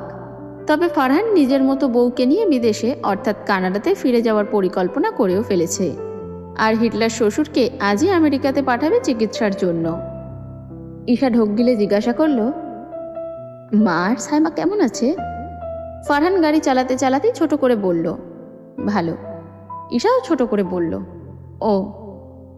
ফারহান এবার একটা দীর্ঘশ্বাস ফেলে বলল, তোমার মা একটা দজ্জাল মহিলা, এটা মনে রেখো। তিনি নিজের স্বামীর মৃত্যুর খবর সকালে পেয়ে বিকেলে পার্লারে যাওয়ার মতো মহিলা। সাইমাকে ভীষণ অত্যাচার করে, নিজের মতো বানানোর চেষ্টা করে। উনি সবাইকে বলে বেড়ায় তার স্বামীর নাকি চরিত্র খারাপ ছিল, অথচ উনি নিজে দুশ্চরিত্রা। আসলে নিজের এত সুন্দর চরিত্রতা ঢাকতেই তিনি তোমার বাবাকে দোষী সাব্যস্ত করেছেন। তাই আমি তোমাকে আগেই বলে দিচ্ছি, আমার সাথে কানাডা আবার ফিরে গিয়ে তুমি তোমার মায়ের সাথে থাকবে না। যেহেতু তুমি আমার স্ত্রী তাই তোমাকে আমার সাথেই থাকতে হবে। তবে চাইলে সাইমাকে আমাদের সাথে রাখতে পারো, অনেক কিছু ও সহ্য করছে। ওর মনেও মনে হয় ভুল ধারণা ঢুকিয়ে দেওয়া হয়েছে যে তোমার বাবা খারাপ। বুঝেছ? ঈশা মাথা নেড়ে বোঝায় বুঝেছে। তার ভাবতেই বেশ অবাক লাগছে, কি থেকে কি হয়ে গেল, কিন্তু ভালোই হয়েছে। সব কিছু ঠিক হয়ে গেছে ভাবতেই এক চিলতে হাসি ফুটে ওঠে ঈশার ঠোঁটে। বিষয়টা নজর এড়ায় না ফারহানের, সেও খানিক হেসে বলে, কি ভাবছ? ঈশা চমকে ওঠে, না কিছু না। ফারহান এবার মাথা নেড়ে বলে, তবে আমি একটা জিনিস জানি। ঈশা উদ্গ্রীব হয়ে বলে, কি জানেন? ফারহান বেশ গর্ব করে বলে উঠল, এই যে আমার পাখির ছানার মতো বউ আমাকে অনেক আগে থেকেই ভালোবাসে। মাত্র 15 বছর বয়সে তুমি পড়াশোনায় মন না দিয়ে আমাকে মন দিয়েছ। ছি, এ দুঃখের কথা আমি কাকে বলি? ঈশা মুহূর্তেই বিষম খেল। ঢোক গিলে চোখ পিটপিট করে তাকিয়ে বলে উঠল, মোটেও না। আপনি তো তখন আমার সামনেই আসতেন না, তাই না? আপনি তো তখন বলতেন যে বিয়ের পর আপনি আমাকে চোখের সামনে দেখলেই ধমক দেবেন। তাহলে কিভাবে কি হয়? ফারহান নির্বিকার কণ্ঠে বলে উঠল, হয় হয় ওভাবেই হয় বউ। তুমি আমার সামনে আসোনি তা ঠিক আছে, কিন্তু যতবার এসেছো ততবারই নেশা ধরানো দৃষ্টি ফেলেছ। মনে করেছ কিছু বুঝিনি? তখনই বুঝে ফেলেছিলাম তুমি অলরেডি ঘায়েল হয়ে গেছো, কিন্তু ছোট ছিলে তাই পাত্তা দেইনি। তখন দেখা যেত কোলে উঠে বসতে। ঈশা এক মুহূর্ত চুপ করে থাকে, চোখ নামিয়ে ফেলে। ফারহানের ঠাট্টার ছলে বলা কথাগুলো তার কানে মধুর সুর হয়ে বাজে। সেই পুরনো দিনগুলোর কথা ভেসে আসে মনে। কিভাবে চুপি চুপি ফারহানের দিকে তাকিয়ে থাকতো, তার হাঁটার শব্দ শুনে বইয়ের পাতা উল্টানোর ভান করতো। সে ধীরে ধীরে বলে, আমার মনে নেই। ফারহান হাসে, মনে না থাকলে এতদিন পর এই বউ পাখি ছানার মতো আমার বুকে এসে ঝাঁপিয়ে পড়তো? ঈশার দিকে এক ঝলক তাকায় সে, মুখে এক রাশ প্রশান্তি। তুমি বুঝতে, আমি কিন্তু সব খেয়াল রাখতাম, শুধু বলতাম না। ঈশা এবার লাজুক কণ্ঠে বলে, সব খেয়াল রাখতেন, তাও চলে গেলেন? ফারহান নিঃশ্বাস ফেলে, আবার তো তোমার জন্যই ফিরে এসেছি, এত দেরি হয়ে গেল। এইটাই আমার সবচেয়ে বড় অপরাধ, কিন্তু এইবার আর যাব না, তোমার পাশে থাকবো যতদিন বাঁচব। এক চিলতে বাতাস জানালা দিয়ে ঢুকে পড়ে। ঈশার চুল উঠতে থাকে। সে নিজের অজান্তেই ফারহানের দিকে তাকিয়ে হাসে। ভালো লাগছে তার, ভীষণ ভালো লাগছে। আবছা আবছা মানুষটাকে মনে থাকার পরও ভীষণ আপন লাগছে। ঠিক তখনই আকাশটা যেন হঠাৎ করে গম্ভীর হয়ে ওঠে। এতক্ষণ রোদের ঝলমলে আলো ঝলসে যাওয়া রাস্তাটার উপর এবার ধীরে ধীরে ছায়া নেমে আসছে। আকাশ জোড়া ছড়িয়ে পড়ছে শীষের মতো ভারী মেঘ। দূরের দিগন্ত জুড়ে যেন কুয়াশার মতো স্নিগ্ধ এক ধূসরতা ছড়িয়ে পড়েছে। কোনো পূর্ব ঘোষণা ছাড়াই প্রকৃতি পাল্টে নিচ্ছে তার মেজাজ। ঈশা ভেবেছিল আজ খুব রোদ হবে, তবে তার ধারণা মিথ্যা হলো। হাওয়ার ঝাপটা খানিকটা বাড়তেই ঈশার চুলগুলো এলোমেলোভাবে উড়ে এসে গালে লেগে যায়। সে এক হাতে এগুলো সরায় আর জানালার দিকে তাকিয়ে বলে ওঠে, বৃষ্টি হবে বুঝি? ফরহান জানালা দিয়ে বাইরে তাকায়, তারপর ছোট্ট একটা হাসি দিয়ে বলে, হতেই পারে, তোমার মতো আচমকা, আগে থেকে বোঝা যায় না কখন ঝরে পড়ে। ঠিক তখনই গাড়ির সামনের কাছে প্রথম বৃষ্টির ফোঁটা টুপটুপ করে পড়তে দেখা গেল। এরপর এক নিমিষে মেঘের জমানো কান্না ছুটে আসে। ঝিরঝির করে পড়তে থাকা ফোঁটাগুলো মুহূর্তে তীব্র হয়ে ওঠে। চারপাশটা ঢেকে ফেলে এক রাশ অদ্ভুত কুয়াশাময় বৃষ্টির সুর। পিচ ঢালা রাস্তা যেন ধুয়ে যেতে থাকে ধূলিকণা থেকে স্মৃতির ভার পর্যন্ত সব কিছু। ফরহান গাড়ির ওয়াইপার চালু করে ধীরে বলে, আজ বৃষ্টিতে ধুলোর সাথে সাথে সব ঝামেলাগুলো ধুয়ে যাক। ঈশা জানালার কাছে মাথা হেলিয়ে বসে আছে। বাহিরের ভেজা পৃথিবীটা দেখতে দেখতে মৃদু স্বরে বলে ওঠে, বৃষ্টিতে ভিজতে ইচ্ছে করছে। ফরহান খোঁচা দিয়ে বলে, কেন? বৃষ্টিতে ভিজলে বুঝি তোমার স্মৃতিশক্তি ফিরে আসবে? ঠোঁট ফুলায় ঈশা, কিছুটা অভিমানী সুরে বলে, আপনি সবসময় এমন খোঁটা দিচ্ছেন কেন? এমন করলে আমি কিন্তু সত্যি সত্যি অপারেশন করাতে যাব। তখন দেখবেন সত্যি সত্যি পুরোপুরি স্মৃতিশক্তি চলে গেছে, না হলে একদম মরে গিয়েছি। ফরহানের মুখটা মুহূর্তেই কঠিন হয়ে গেল ঈশার কথায়। ওর প্রতিটি শব্দ ছুরি হয়ে বিঁধছে বুকের ভেতরে। পরক্ষণে জোরে ব্রেক কষে গাড়ি থামিয়ে দেয় সে।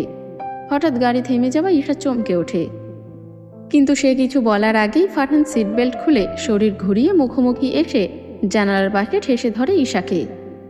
চোখে জল জলে রাগ, কণ্ঠে কাঁপুনি। এই শেষবার বলছি সানায়া, আর কখনো, জাস্ট কখনো আমার সামনে মরে যাব জাতীয় কথা বলবে না তুমি, না হলে আমার থেকে খারাপ কেউ হবে না। আমি নিজের হাতে সব শেষ করে দেব, মাইন্ড ইট। ঈশা অবাক হয়ে তাকিয়ে থাকে তার দিকে, চুপ করে যায়। ঠোঁট কাঁপে কিন্তু শব্দ বেরোয় না। ফরহানের চোখ তখন টলটল করছে জলে। গভীর কষ্টের সাথে রাগে অসহায়ত্বে ভিজে গেছে তার কণ্ঠ। আমি অনেক কিছু সহ্য করতে পারি ঈশা, কিন্তু তোমার অনুপস্থিতি না। আর সহ্য করতে পারবো না এসব। মৃত্যু তো নাই। সিনেমা পেয়েছো নাকি? একবার আমার জীবন থেকে মরে গিয়ে শান্তি হয়নি তোমার? আবারও মরতে চাচ্ছ? মুক্তি চাচ্ছ আবার? মরার শখ হয়েছে তোমার? হ্যাঁ, একদম ঠ্যাং ভেঙে ঘরের মধ্যে বসিয়ে রাখবো বেয়াদ্দব মেয়ে। এর মধ্যে ঝমঝমিয়ে বৃষ্টি পড়া শুরু হয়ে গিয়েছে। ঈশা চোখ পিটপিট করে তাকায়। ফরহান একদম তার মুখের কাছে এসে ধমক দেওয়ায় ভয় পাচ্ছে ও, কিন্তু লোকটাকে দেখতে ভালোই লাগছে। ঈশার রেসপন্স না পেয়ে আবারও ধমক দেয় ফরহান, স্পিক আপ ইডিয়ট। এরপর যদি আর এসব বাজে কথা বলেছ তাহলে। আর কিছু বলার আগে ঈশা তৎক্ষণাৎ ফরহানের ঠোঁটে চুপ করে চুমু খেয়ে নেয়। ছোট্ট একটা চুমু, 1 সেকেন্ডও ছিল না তার অস্তিত্ব, অথচ তাতেই বরফের মতো জমে স্তব্ধ হয়ে যায় ফরহান। ফরহান স্তব্ধ। ঈশার হঠাৎ সেই টুক করে দেওয়া ছোট্ট চুমুটা তার ভেতরের সব রাগ, হাহাকার, কষ্ট এক মুহূর্তে গলে ফেলে দিল। চোখের সামনে গুটিয়ে বসে আছে সেই মেয়েটা, যে তার পৃথিবী, যাকে হারিয়ে সে ভেঙে গিয়েছিল। আর এখন সেই মেয়েটা নিজের অভিমানে, ভয়েতে কিংবা কৌতূহলে ওর ঠোঁটে ছুঁয়ে গেল এক চিলতে অনুভব। ফরহান শিহরিত। 1 সেকেন্ড, 2 সেকেন্ড, তারপর সমস্ত সংযম পুড়ে ছাই হয়ে যায় তার ভেতরে। ন্যানো সেকেন্ডের মধ্যে ঈশার সেট বেল্ট খুলে তাকে এক টানে নিজের বুকে টেনে নেয়। প্রবল শক্তিতে আঁকড়ে ধরে পাখির ছানার মতো বউটাকে। চমকে যায় ঈশা। ওই সময় ফরহানের বকবকানি সহ্য করতে না পেরে আর এত কাছ থেকে ওকে দেখে লোভের কারণে চুমুটা খেয়েছে সে। কিন্তু এখন কি এই ছোট জিনিসের মূল্য বড় দিয়ে চোকাতে হবে তাকে? ঈশা চোখ বড় করে তাকায় ফরহানের দিকে। ফরহান এবার চোখ সরু করে তাকিয়ে বলে, এটা কি ছিল? ঈশা বড় বড় চোখ নিয়ে চাপা কণ্ঠে বলল, ছোট্ট একটা চুমু, বাট ইচ্ছে করে দেইনি, আপনাকে থামানোর জন্য। বকবকানি সহ্য হচ্ছিল না, তাই আর কি। ওভাবে তাকানোর কি আছে, একটুই তো দিয়েছি। ফরহান বাঁকা এসে হাত গলিয়ে দেয় ঈশার কোমরে, ফিসফিস করে বলে, ঠিক আছে, বাকিটা আমি দিচ্ছি। বলতে দেরি, কিন্তু ঝাঁপিয়ে পড়তে দেরি হয়নি ফরহানের। সে 2 হাতে ঈশার গাল দুটো ধরে এক ঝটকায় ঠোঁটে চেপে ধরে নিজের ঠোঁট। ছোট্ট চুমুর তুলনায় ঘূর্ণিঝড় ভেয়ে আসলো ঈশার দিকে। ফারহান বেচারি ঈশার উপর ঝাঁপিয়ে পড়ে তার ঠোঁট ছুঁয়ে যায় ঈশার ঠোঁটে, আস্তে নয়, পাগলের মতো, ক্ষুধার্ত ভালোবাসার মতো। চুমুতে চুমুতে ভরে দিতে থাকে পুরোটা মুহূর্ত। নির্বিঘ্নে আদরে হারিয়ে যেতে থাকে প্রিয়তমার স্পর্শে। ঈশা প্রথমে হতবাক, চোখ বড় হয়ে যায়, নিঃশ্বাস আটকে আসে। নিজেকে ছাড়ানোর চেষ্টা করলে ফারহান 2 হাত শক্ত করে চেপে ধরে কপালে কপাল ঠেকিয়ে হাসকি স্বরে বলে, ডোন্ট ডিস্টার্ব মি সুইটহার্ট, বলেই আবারও ডুবে যায় সেই গভীরতায়। ঈশার 2 হাত এক হাতে চেপে ঈশারই পিঠের সাথে ঠেকিয়ে আরেক হাত দিয়ে স্লাইড করতে থাকে মেয়েটার ঘাড়। ফারহানের এই রূপ নেওয়ার মতো না। ঈশা ভাবতেও পারেনি এই ছোট জিনিসের মূল্য তাকে এভাবে চোকাতে হবে। প্রথমে বিষয়টা নিয়ে আতঙ্কিত হলেও ধীরে ধীরে ঈশা চোখ বন্ধ করে দেয়। হারিয়ে যেতে থাকে সেই উষ্ণতার গভীরে, সেই ঠোঁটের ভেতরে যেখানে কোনো কষ্ট নেই, কেবল গভীর আকুলতা আর ভালোবাসা। এক ফোঁটা জল গড়িয়ে পড়ে তার চোখের কোণা থেকে। ঈশা 2 হাত উঠিয়ে ফারহানের ঘাড় জড়িয়ে ধরে। অনুভব করতে শুরু করে স্বামীর প্রথমেই অন্যরকম অসহ্যকর সুখ। ভেতরে কোথাও খুব গভীরে কিছু একটা টান যেন শক্তভাবে ফিরে আসে, স্মৃতির, অনুভবের, ভালোবাসার। বাহিনী তখন বৃষ্টি ঝরছে অবিরাম। গাড়ির জানালার কাজ গরম নিঃশ্বাসে ধোয়াটে হয়ে উঠেছে। আর ভেতরে একটা নরম কাজ ভাঙা ভালোবাসা, যেখানে শব্দ নেই, শুধু স্পর্শ আছে, যেখানে অভিমান নেই, কেবল গ্রহণ আছে। আর দুটো হৃদয় 4 বছর পর একটাই ভাষায় কথা বলছে, নিঃশ্বাসে। প্রায় 15 মিনিট পর ঈশার ঠোঁট ছাড়ে ফারহান, তবে আঁকড়ে ধরে রাখে মেয়েটাকে। দুজনেই হাঁপাচ্ছে, নিঃশ্বাস বেশ ভারী। বাইরের পরিবেশটাও বেশি অনুকূলে যে ঈশা লজ্জায় চোখ বুজেই রইল, খুলল না ভুলেও। ফারহান মেয়েটার লাল হয়ে যাওয়া মুখের দিকে তাকিয়ে আলগোছে টেনে নিল আরেকটু। চুমু খেলো নাকের ডগায়, কানের লতিতে, চোখের পাতায়, আর কেটে গিয়ে লাল হয়ে যাওয়া ঠোঁটের কোণে। ফিসফিস করে শুধালো, বিয়ের কত বছর পর প্রথমবার বউকে আদর করছি বলতো? প্রায় 5 বছর পর, তাই না? ঈশা কিছু বলল না। ফারহানের কণ্ঠ শুনেও লজ্জা লাগছে তার, পালানোর সুযোগ নেই। কি করবে এখন? তার এমন অবস্থা দেখে ফারহান ফিক করে হাসল। আশেপাশে তাকিয়ে দেখল তারা যে জায়গাতে থেমেছে সেখানে আপাতত কেউ নেই। বৃষ্টির কারণে পুরো রাস্তা ফাঁকা, আর মহাসড়ক হওয়ায় আশেপাশে বন জঙ্গলের মতো অনেক জায়গা, ফাঁকা মাঠও। পরিবেশটা ঠিকঠাক দেখে নিয়ে ফারহান এটার দিকে ঝুঁকে গিয়ে বলল, এমন জায়গায় বাসর করব না, বুঝলে? একটা রেপুটেশন আছে আমার। ঘর সাজিয়ে নিরিবিলিতে লুকিয়ে বাসর করব। সো চলো এখন বৃষ্টিতে ভিজি। পরিবেশটা কিন্তু বেশ রোম্যান্টিক। ঈশা এবার চোখ খুলল। সে আসলে বৃষ্টিতে ভিজতে চেয়েছিল, কিন্তু এখন যা পরিস্থিতি, বৃষ্টিতে ভেজার থেকে বাড়িতে গিয়ে কম্বলের নিচে ঢুকে 3 দিন পড়ে থাকা ভালো। তবুও ফারহানের কথা রাখতে বৃষ্টিতে ভিজতে রাজি হলো ঈশা। নিজেকে জোকার মনে হচ্ছে ঈশার। এভাবে এতজনের সামনে সে বসে আছে হাত গুটিয়ে। সামনে থাকা অপরিচিত মানুষগুলো কেমন যেন হাঁ করে তাকিয়ে আছে। অদ্ভুত দৃষ্টি। এভাবে ফারহান কেন তাকে সোফার মাঝখানে বসিয়ে নিজে লাপাত্তা হয়েছে তার কারণ খুঁজে পেল না ঈশা। সে মোটামুটি ঘেমে একাকার। কিছুক্ষণ পর পর মেকি হেসে কপাল মুছছে। পানি নিয়ে এগিয়ে আসা আদিত্যর চোখে মিশ্র অনুভূতি, একদিকে সম্মান, আরেকদিকে একটু বেশি আগ্রহ। ভেবেছিলাম শুধু গল্পে থাকে এমন মানুষ, কিন্তু ফারহানের বউ যে এমন কিছু ভাবছে বোধহয় ও। রায়হান থুতনিতে হাত রেখে বেশ গভীর চিন্তায় মগ্ন। ঠোঁট কামড়ে কিছু একটা হিসাব করছে যেন।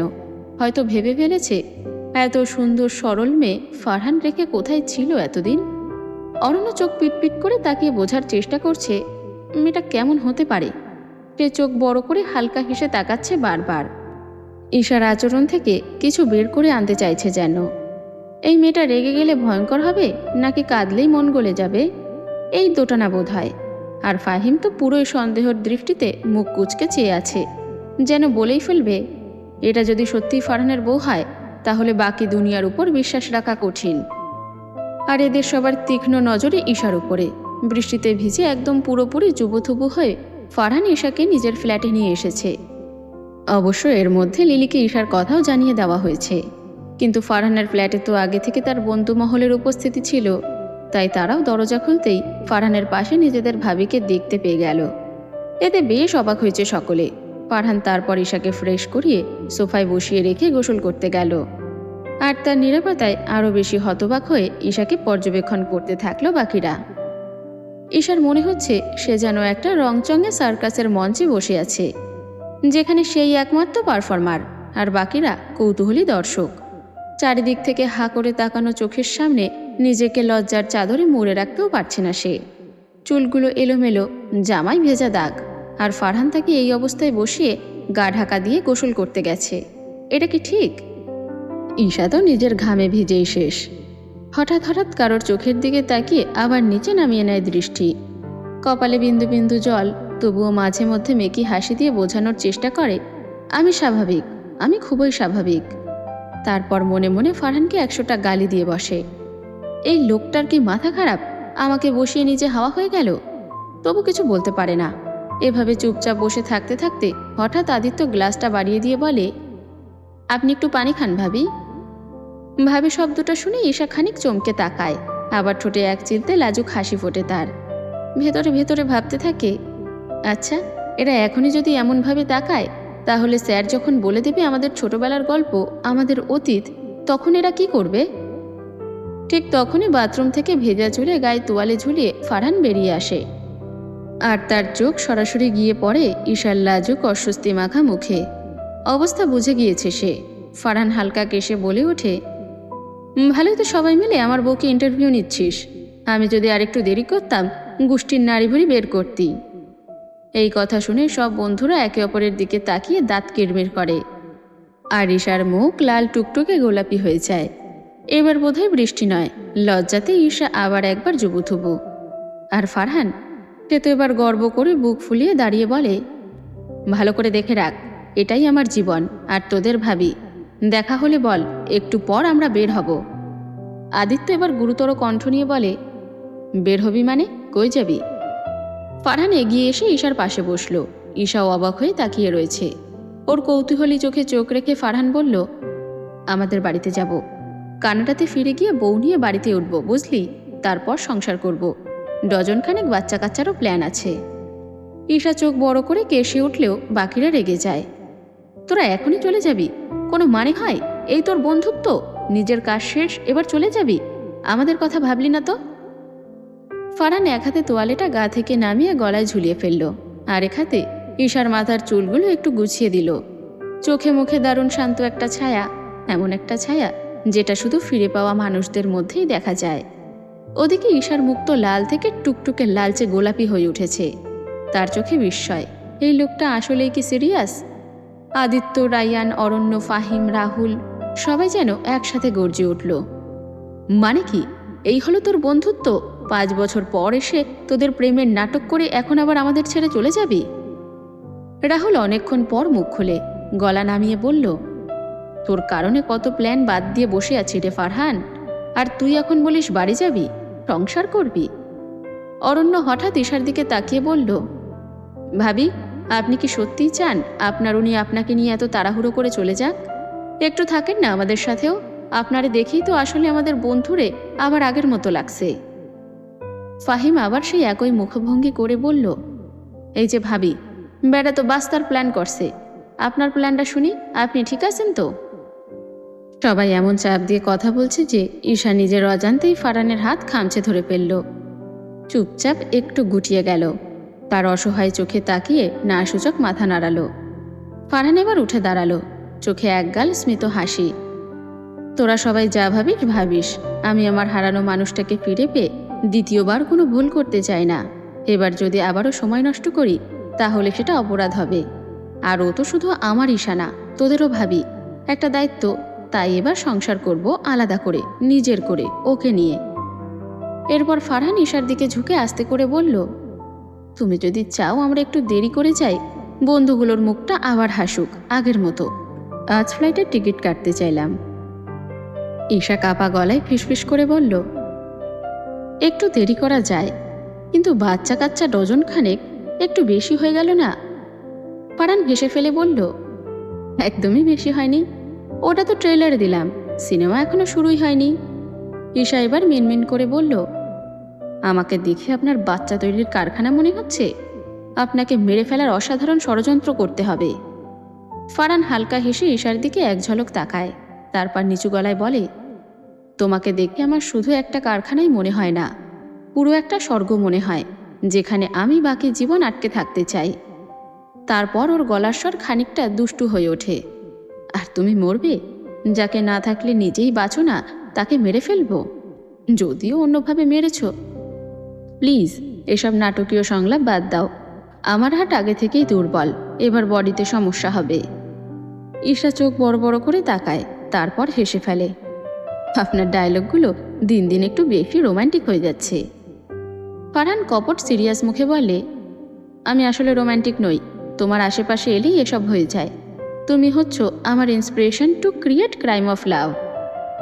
রায়ান পাশ থেকে বলে ওঠে, বাস আর পারছি না, কেউ ভাবিকে সরিয়ে নিয়ে যাও প্লিজ, ওদিক থেকে সরাও। এখনই সিনেমা হলে টিকিট কাটতে হবে মনে হচ্ছে। আর সবাই একসাথে হেসে ওঠে। ঈশা মাথা নিচু করে ফিসফিস করে ফারহানকে বলে, কিন্তু আপনি জানেন না, আমি কিন্তু খুব সহজেই আপনাকে ভালোবেসে ফেলি। আবার হারালে আমি সত্যিই আর বাঁচব না। ফারহান আর কথা বলে না, শুধু ওর হাতটা চেপে ধরে, নির্ভরতায় প্রতিশ্রুতিতে। বাইরে তখনও বৃষ্টি ঝরছে, কিন্তু ভেতরে ওদের দুজনের মাঝে বৃষ্টি থেমে গিয়েছে। শুধু এক নীরব সুন্দর ভালোবাসার ভেজা গন্ধ ভাসছে বাতাসে। ওদের এমন দৃষ্টি দেখে হেসে উঠল সবাই। ঝরঝরে প্রাণখোলা সত্যিকারের বন্ধুত্বের বৃষ্টির মতো হো হো হাসি। আর বৃষ্টির শব্দ যেন বাহিরের জানালায় টুপটাপ করে বলে যাচ্ছিল, তোমরা ঠিক ঠিক সময়ই ফিরে এসেছো। কাহিনী শুনছিস ঈশা? বিদীপ্তা আপু আর তার গ্যাংকে কে যেন হারপিক খাইয়েছে। লিলির এমন ভয়ানক কথা শুনে গাড়িতে বসে এসির মধ্যে থাকা সত্ত্বেও ঈশা ঘামতে শুরু করলো। বন্ধু মহলের আবদারে ফারহান আজকে ফ্লাইটের টিকিট ক্যান্সেল করে একটু ছোটোখাটো পিকনিকের সিদ্ধান্ত নিয়েছে, যেখানে লিলিকে আসতে বলার জন্য ঈশা কল করেছে লিলিকে। ঈশা এখন ফারহানের গাড়িতে আছে, তারা একসাথে যাচ্ছে গন্তব্যে, আর বাকিরা আরেক গাড়িতে আসছে। কিন্তু যাত্রা শুরু করে এমন খবর পেয়ে মোটামুটি স্তব্ধ হয়ে গেল ঈশা। বিদীপ্তাকে কে যেন হারপিক খাইয়েছে। শুধু তাই নয়, পুরো শরীরে হারপিক ছড়াছড়ি। আশেপাশে থাকা সবাই বলছে ওরা এলাকার কিছু গুন্ডা, কিন্তু তাদের সাথে কিসের শত্রুতা বিদীপ্তার? আর হারপিক খেয়ে কি বিদীপ্তা আদৌ বেঁচে আছে? ঈশা চোখ পিটপিট করে তাকিয়ে বোঝার চেষ্টা করলো যে বিদীপ্তাকে হারপিক খাওয়ানোর ব্যাপারটা কি, মানে কে এমন করাবে। তখনই ঈশা পাশে বসা ফারহানের দিকে ধপ করে তাকালো, আর হতবাক হয়ে লিলিকে বলল, তুই তাড়াতাড়ি আয় বোন, ওসব পরে বুঝিয়ে বলি, তুই এখন সুবর্ণ নদী পার্কে চলে আয়। বলে ধপ করে কল কেটে ঈশা ফারহানের দিকে ঘুরে বসে। ফারহান গাড়ি চালাতে ব্যস্ত, বেশ দক্ষ হাতে স্টিয়ারিং ঘোরাচ্ছে সে। ঈশা এবার ঢোক গিলে বলল, বিদীপ্তা আবুকে হারপিক খাওয়ানোর বিষয়টা আপনি লোক লাগিয়েছিলেন তাই না? ফারহান বাঁকা হেসে ঠোঁট কামড়ে বলল, হয়তো। ফারহানের ঠোঁটে সেই রহস্যময় হাসি, চোখে ঠিক যেন এক অদ্ভুত আগুনের ঝিলিক। ঈশার শরীর ঠান্ডা এসির ভেতরেও হিমশীতল হয়ে গেল। গলার নিচে একটা অদৃশ্য দলা এসে আটকে গেল যেন। সে কাপা কণ্ঠে আবার বলে উঠল, মানে? হয়তো বলছেন মানে? আমি জানি আপনিই করেছেন। ফারহান এবার গাড়ি একপাশে থামিয়ে দিল। নীরব রাস্তার পাশে এসে দাঁড়ালো গাড়িটা। চারিদিকে পাখিদের হালকা ডাক আর গাছের পাতায় বাতাসের মৃদু মর্মর শব্দ। এরপর সে একটু ঝুঁকে ঈশার দিকে তাকিয়ে বলল, গলা একদম নিচু কিন্তু ভয়ঙ্করভাবে শান্ত, তুমি জানো বিদীপ্তা কী করেছিল, কি বলেছিল তোমায় নিয়ে? তোমার গায়ে অপবাদ দিয়ে মানুষের মধ্যে ঘুরেছে, আর তোমাকে সবার সামনে ছোট করে দিয়েছিল। এটা আমি ভুলতে পারি? ছোটখাটো প্রতিশোধ। ঈশা এবার থ হয়ে গেল, কথা হারিয়ে ফেলল যেন। তার মুখ ফ্যাকাশে, ঠোঁট কাঁপছে। ধীরে বলল, তাই বলে আপনি তার শরীরে হারপিক ঢাললেন? সেটা তো খুনের চেষ্টার শামিল ফারহান। ফারহানের চোখ এবার নিভে যাওয়া আগুনের মতো গম্ভীর হয়ে উঠল। না ঈশা, খুন না, শাস্তি। তুমি জানো না সে কিভাবে খেলেছে আমাদের জীবনের সঙ্গে।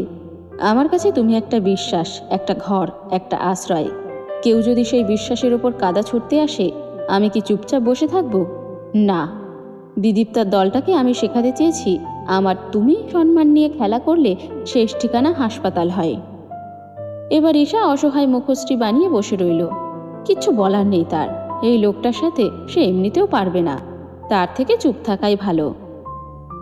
পার্কে পৌঁছানোর পর সবাই বড় মাঠটাতে গোল হয়ে বসলো। আদিত্য গিটার এনেছে সাথে করে। রাহুলের হাতে অনেকগুলো চকলেট, অরণ্য অনেকগুলো চিপস, জুস আর প্রয়োজনীয় জিনিসপত্র এনেছে। আর এদিক ওদিক তাকিয়ে অপেক্ষা করছে লিলির জন্য। তার ফলবালি যে কখন আসবে কে জানে। এদিকে ফারহান কার সাথে যেন ফোনে কথা বলায় ব্যস্ত। না ঠিক আছে, ওদিকে সব ঠিকঠাক। আমি জানতাম ওই কাজটা সানায়ার ফুপুই করেছে। ভার্সিটিতেও উনি লোক পাঠিয়েছে, বুঝলে। আচ্ছা হ্যাঁ হাসান, শোনো, আমার আজকের ফ্লাইট ক্যান্সেল করে কালকের টিকিট কাটো, কাল চলে যাব। কেবলে জুস মুখে দেওয়া অরণ্য বিষম খেলো। মুখ থেকে ছিটকে বের হলো জুস। ঈশাবাদে বাকিরাও চোখ বড় করে তাকিয়ে রয়েছে। ফারহান কথা বলা শেষ করে সবার এমন ভয়ানক দৃষ্টি দেখে জানতে চাইল কি হয়েছে। রাহুল এবার দাঁড়িয়ে পড়ে জোরে জোরে বড় করে হাততালি দেওয়া শুরু করলো।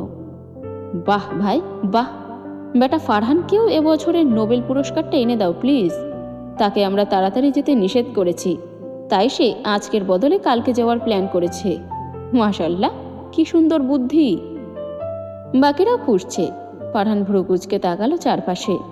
সবাই মুখ ফুলিয়ে আছে, আর রাহুলের ব্যঙ্গাত্মক হাততালি এখনো থামেনি। সে চোখ টিপে জিজ্ঞেস করলো, আরে ভাই, আমি তো ভাবলাম কালকে গেলে অন্তত আজ তোদের সাথে একটু সময় কাটাতে পারি, এতে এত রাগ করার কি হলো? আদিত্য গিটার কাঁধে রেখে বলল, আমরা কি তোর শত্রু নাকি ফারহান? এত বছর পর ফিরে এসেছিস, এতদিন আমাদের খবর নেয়নি, এখন আবার আসার দুদিনের মাথায় চলে যাচ্ছিস?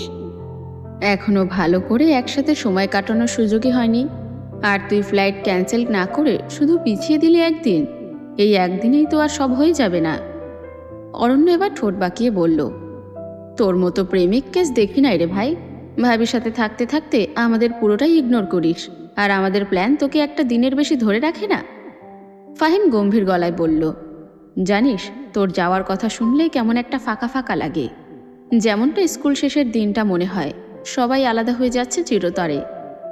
তাদের এই কথাগুলো শুনে ফারহান এক মুহূর্তের জন্য চুপ করে গেল। এরপর ফারহান ধীরে ধীরে জুতোর দিকে তাকিয়ে বলল, তোদের কথা ঠিক, কিন্তু অরণ্য রীতিমতো চেঁচিয়ে ওঠে, কিন্তু কি? হ্যাঁ? ফারহান এবার বলল, দেখ, তোরা ভাবছিস আমি সত্যিই স্বার্থপর হয়ে গিয়েছি। ঈশাকে ফিরে পাওয়ার পর মনে হচ্ছিল ওকে শুধু আঁকড়ে ধরতে হবে, কিন্তু ভুলে গেছি তোদের মতো কিছু বন্ধুও ছিল যাদের হাতটা ছাড়লে আমি কখনোই ফিরে আসতে পারতাম না। এখন তবুও আমি থাকতে পারবো না, তার থেকে বরং তোরাও আমাদের সাথে চল। যতদিন খুশি থাকলি, ঘুরলি, এরপর চলে আসলি। সবাই একদম চুপচাপ। একটা ঠান্ডা হাওয়া মাঠের ভেতর দিয়ে বয়ে গেল। তার মানে ফারহানের প্ল্যানটা সবার পছন্দ হয়েছে। আর তখনই পেছন থেকে লিলির চিৎকার, হ্যাঁ ইসুর বাচ্চা, আরে আমি এসেছি। সবাই পেছনে তাকালো। অরণ্য হাসি মুখে উদ্গ্রীব হলো। লিলি এবার কাছে এসে বলল, চলে এসেছি, এই যে আমি ফল এনেছি, লিচু পেলাম না আজকে। তার হাতে অনেক ফল, আনারস, কলা, আপেল আর একটা ছোট্ট তরমুজ। অরণ্য সহ বাকিরা হুক পা করে হেসে ফেলল। লিলি কেবলই ঈশার পাশে বসেছিল। প্রথমত অরণ্যকে দেখে অবাক হলেও পরে হাসির কারণ বুঝতে পারল না। এর মধ্যে ফারহানকেও মিটিমিটি হাসতে দেখা গেল। ঈশা এবার বাকিদের দিকে একবার করে তাকিয়ে অসহায় মুখে ফারহানকে বলল, ওরা সবাই হাসছে কেন? ফারহান কোনো মতে বলল, অরণ্য লিলিকে ফলবালি বলে ডাকে, আর ও আজকে ফল নিয়েই এসেছে আমাদের জন্য। বিষয়টা বুঝতে পেরে ঈশাও মুখ চেপে হাসতে শুরু করে। বেচারে লিলি কোনো মতে অরণ্যর দিকে ঘুষির ইশারা করে বুঝিয়ে দেয়, পরে তোর খবর আছে। সবার মুখে হাসি ফিরে এলো। ঈশাও স্বস্তির নিঃশ্বাস ফেলল। ফারহান এবার হাত তুলে বলে উঠল, ভাই রে ভাই, যেহেতু এই দুঃখ ভোলার দায়িত্ব এখন আমার, তাই আমি আজ ফারহান পার্টি দিচ্ছি। যে যা খেতে চাস, লিলির সব ফল আমার দায়িত্ব। রাহুল হেসে উঠল, তাহলে আজকের নাম হোক Farhan fruits and friendship day. সবাই একসাথে হাসতে শুরু করলো। সন্ধ্যার আলোয় ধীরে ধীরে আকাশ লালচে হয়ে উঠেছে, আর সেই আলোয় ফুটে উঠেছে বন্ধুত্ব, অভিমান, ভালোবাসা আর এক নতুন করে জোড়া লাগা সম্পর্কের এক অনবদ্য ছবি। অবশেষে সমাপ্ত হলো আমাদের সকলের প্রিয় প্রিয় প্রফেসর উপন্যাসটি। দীর্ঘদিন এভাবেই আমাদের সাথে থাকার জন্য আপনাদের সকলকে অনেক অনেক অনেক ভালোবাসা। আপনারা এভাবেই আমাদের সাথে থাকুন, পাশে থাকুন, শুনতে থাকুন গপ্প বাসর। ধন্যবাদ।